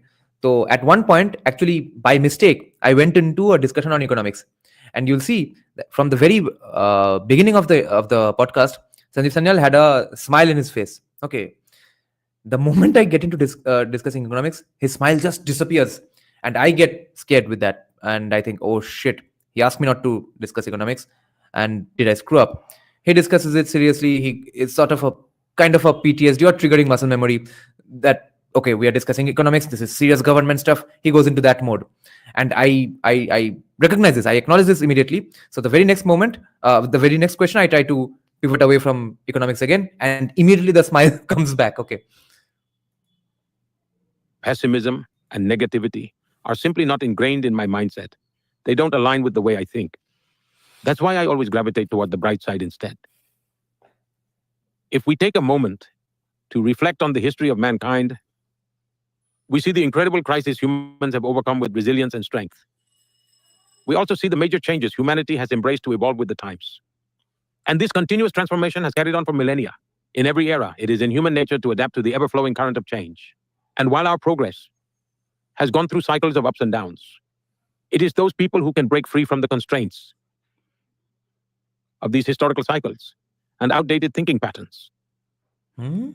It is Finally, some Savarkar without naming him, of course, because Savarkar will never get credit for anything in his life or even after his death. So there are some things called backdated. Oh, some things are backdated. Guys, are all of you listening? I know the people in the live stream have no problem with this, but people who keep criticizing me or abusing me or questioning my many things about me, or the pussies who keep leaving my channel every week, some things are in fact backdated, bro. they who can help humanity achieve extraordinary positive breakthroughs with an unshackled speed and grace, transcending the limitations of the old way of doing things by embracing change. In this moment, I was wondering if you could guide me perhaps through a Hindu prayer or meditation for a few moments. I I'm trying to learn the Gayatri mantra. And in my fast, I was trying to do the chants. Perhaps I could try chanting. You could tell me about the importance of this mantra and maybe others in your life, in your spirituality. Should I try? Yes, please. Om Bhuvasvaha Tatsavitu Varenyam Vargo Devasya Dhimahi Dhiyo Yo Naha Prachodaya. How'd I do? It's okay? You did great. Om Bhurбhuvah Swaha Tatsaviturvarenyam Bhargo Devasya Dhimahi Dhiyo Yo Naha Prachodayat. This mantra is dedicated to the radiant power of the sun and is considered a powerful tool for spiritual enlightenment. Many mantras in Hindu philosophy are deeply intertwined in some intricate and interesting ways with science and nature, each woven into different facets of life. Chanting mantras on a daily basis brings profound and lasting benefits. In your own spirituality, in your quiet moments, when you're with God, where does your mind go? What role do mantras play when you're fasting, when you're just alone with yourself? The word meditation has been overused to the point that it feels like a cliche. Good answer. In Indian languages, we usually refer to it as dhyan. Nice. If I associate dhyan to meditation, it might seem burdensome to some. One might think, this is too difficult. I'm not an enlightened being. But it's not rocket science. It just means freeing yourself from distraction. For example, even when you're in class, your mind wanders to recess. All you think about is lunch, not the lesson. Meditation is simply being present in the moment. I recall an incident from my time living in the Himalayas. There I encountered this wise sage. He taught me a simple, practical technique. It was nothing spiritual. There are several little streams in the Himalayas. He positioned a large leaf to catch water from one of those streams and placed an upside down bowl below so water would drip rhythmically from the leaf onto the bowl. He asked me to focus only on the dripping water, ignoring all other sounds. Ignore the chirping birds and the soft rustle of the breeze. He would place the leaf, and I would meditate there for hours. I felt my mind slowly tuning into the rhythmic sounds of the water droplets falling onto the bowl, like a melody, guiding me into deep focus. And it's not like I was chanting mantras or reciting God's name. I like to call it the divine resonance. It was by tuning into that divine resonance that I learned the art of concentration. This practice slowly evolved into meditation. Sometimes you happen to stay at a fancy hotel. You get a lavish, luxurious room. The decor is impeccable. And you have been wholeheartedly fasting. But there's a dripping faucet in the bathroom. That faint sound is enough to make a luxurious room feel worthless. At times, we realize the value of concentration in life's inner journey. We come to appreciate the difference a little bit of concentration can make. One very interesting concept comes to mind from our scriptures. Since we spoke about life and death, I would like to quote a mantra. Om Purnamadam Purnamidam Purnatma Purna Madochyate.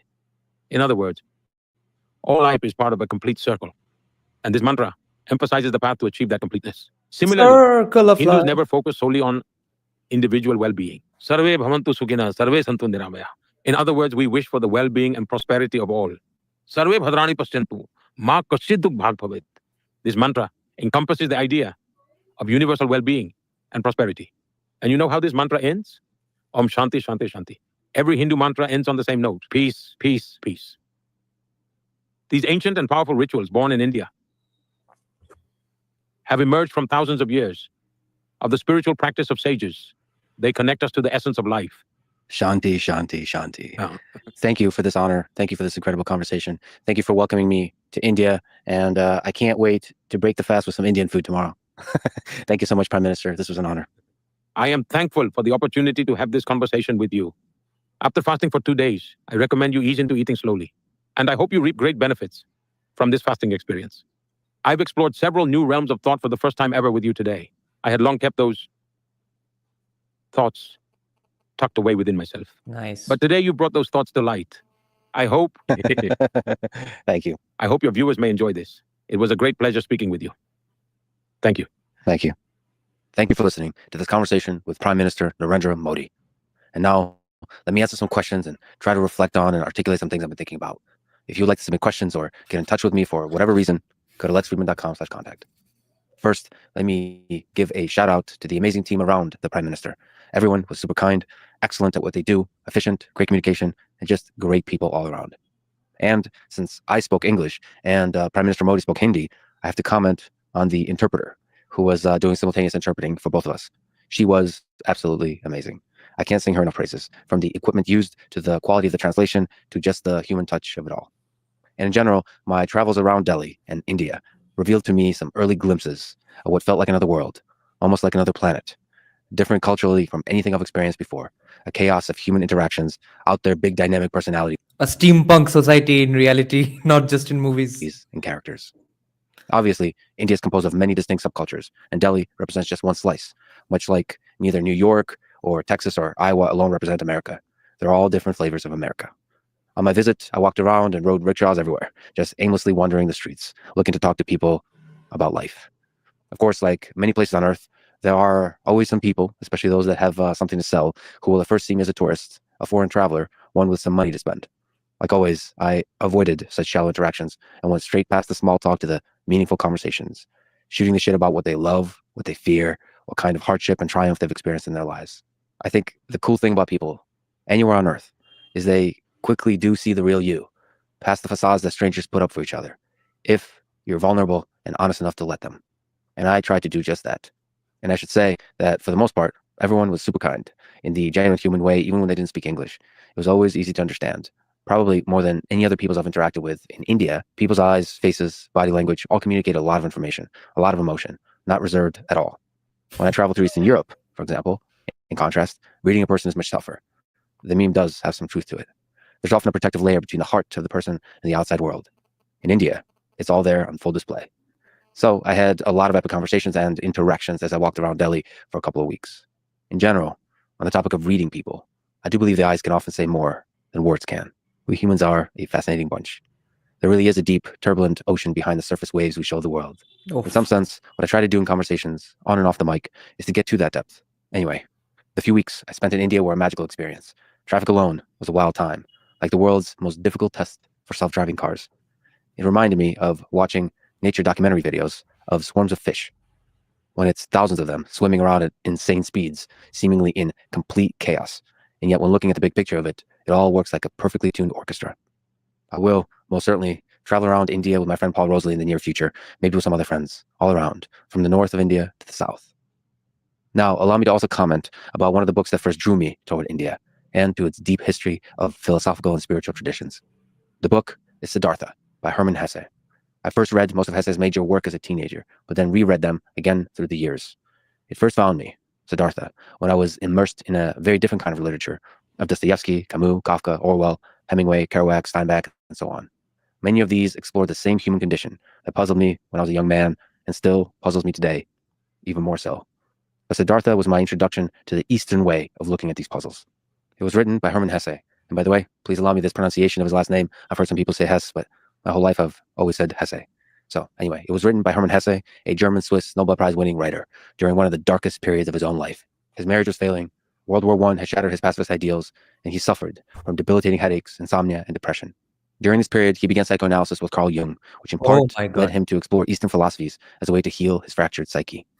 Hesse immersed himself in translations of ancient Hindu and Buddhist texts, studying the Upanishads and the Bhagavad Gita. And so, the writing 2 goosebumps in one podcast. of Siddhartha was in itself, for him, a journey that paralleled that of the main character in the book. Hesse started writing the book in 1919 and finished 3 years later, experiencing an extensive psychological crisis in the middle. The book follows Siddhartha, a young man in ancient India, as he leaves behind wealth and comfort the search for meaning. You can feel his personal struggle in every page, Siddhartha's restlessness, his dissatisfaction with conventional wisdom, his need to find truth through direct experience. Again, the book wasn't simply a philosophical exploration for Hesse. It was psychological survival. He was writing his way out of suffering and towards his own enlightenment. I won't go into a deep analysis of the book here, but I will mention 2 key lessons I took away and carried with me to this day. First lesson comes from the scene in the book that, to me, is one of the great scenes in all of literature. Siddhartha is sitting by a river, just listening. And in that river, he hears all of life, all sounds, all voices, all of time, past, present, future, flowing together as one. That scene gave me the experience and the notion that while in some grounded human sense, the linear arrow of time does exist, in another sense, time is a kind of illusion, that in fact, everything exists simultaneously, that our lives are both momentary and eternal. It is hard to describe these ideas with words. I think they must be experienced as personal revelations. I'm reminded of the fish story that David Foster Wallace, another one of my favorite writers, described in a commencement speech 20 years ago. The story goes, 2 young fish are swimming along when they encounter an older fish swimming the opposite way. The older fish nods and says, "Morning, boys. How's the water?" The young fish swim on, and eventually one turns to the other and asks, "What the hell is water?" The illusion of the forward progress of time is water in this metaphor. As humans, we're fully immersed in it. But enlightenment, in part, involves being able to step back and get a glimpse at another deeper perspective on reality, where all things are inextricably interconnected across both time and space. Another key lesson from the novel that was especially formative to me as a young man was that one should not blindly follow others or learn about the world exclusively through books, but rather forge your own path and thrust yourself into the world where the lessons of life can only be learned by experiencing them directly. And every experience, both positive and negative, mistakes, suffering, and even seemingly wasted time, is all an essential part of growth. To this point, Hesse draws a distinction between knowledge and wisdom. Knowledge can be taught by others. Wisdom can only be gathered through experiencing the full mess of life yourself. In other words, the path to understanding isn't through rejection of the world, but through complete immersion in it. Those are my early steps in seeing the world through the lens of Eastern philosophy, but many of Hesse's books had an impact on me. I would recommend to read Damien when you are younger, Steppenwolf when you are older, Siddhartha throughout your life, especially in moments of crisis, and The Glass-Bead Game if you want to take on Hesse's magnum opus that rigorously explores the ways the human mind and human civilization can engage in the pursuit of knowledge, wisdom, and meaning. But Siddhartha is the only one I've returned to more than twice. In my own life, when faced with a difficult situation, I often return to the moment in the book when Siddhartha is asked what skills he possesses. And his answer is simply, I can think, I can wait, I can fast. Let me elaborate. Indeed, for the first part, I can think. As Marcus Aurelius said, the quality of your life is determined by the quality of your thoughts. For the second part, I can wait. Patience and waiting often is indeed the optimal decision when facing a problem. Time does bring clarity and depth of understanding. For the third part, I can fast. When needed, being able to live and flourish with less is a prerequisite of being free, when the mind, the body, and society all are trying to put you in cages. All right, friends. Now, sadly, our time together in this episode has come to a close. As always, thank you for being here, and thank you for your support through the years. Let me leave you with a few words from the Bhagavad Gita.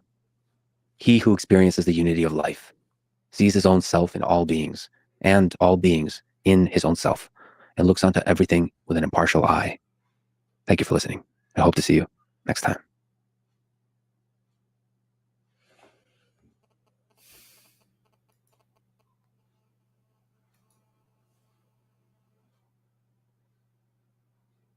Anyone who calls for, especially Hindus who call for the culling of all street dogs, that shows you what they see, what part of themselves they see in those street dogs.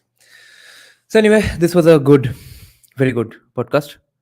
It would have been better with Patrick Bet-David or Joe Rogan if he ever admitted to it, or if he ever said yes to it. This was a good enough podcast because of Modi's answers, because of 2-3 great questions from Lex, but most importantly, obviously, that going ahead and putting India on the podcast map, kind of, and putting India's ways, India's views, and addressing a lot of controversial topics, saying a lot of controversial things very, very subtly, which will get picked up in the media. This will be, I think, creating a lot of fires, which we will be happy to get some warmth from. I'm looking forward to the coming days. Good night, guys. This was nice.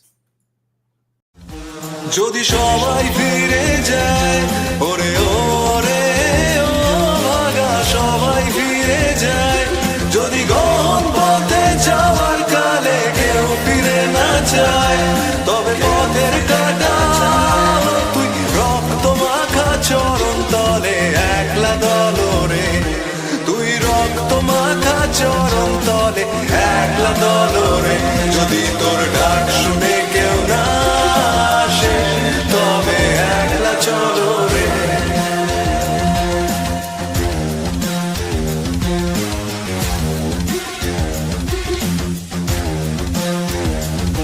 যদি আলো না ধরে ওরে ওরে ও ভাগা আলো না ধরে যদি ঝড় বাদলে আধার রাতে দুয়ার দেয় ঘরে তবে বজ্রা নলে আপন বুকের পাঁজর জ্বালিয়ে নিয়ে একলা চলো রে আপন বুকের পাঁজর জ্বালিয়ে নিয়ে একলা চলো রে যদি তোর ডাক শুনে কেউ না আসে তবে একলা চলো রে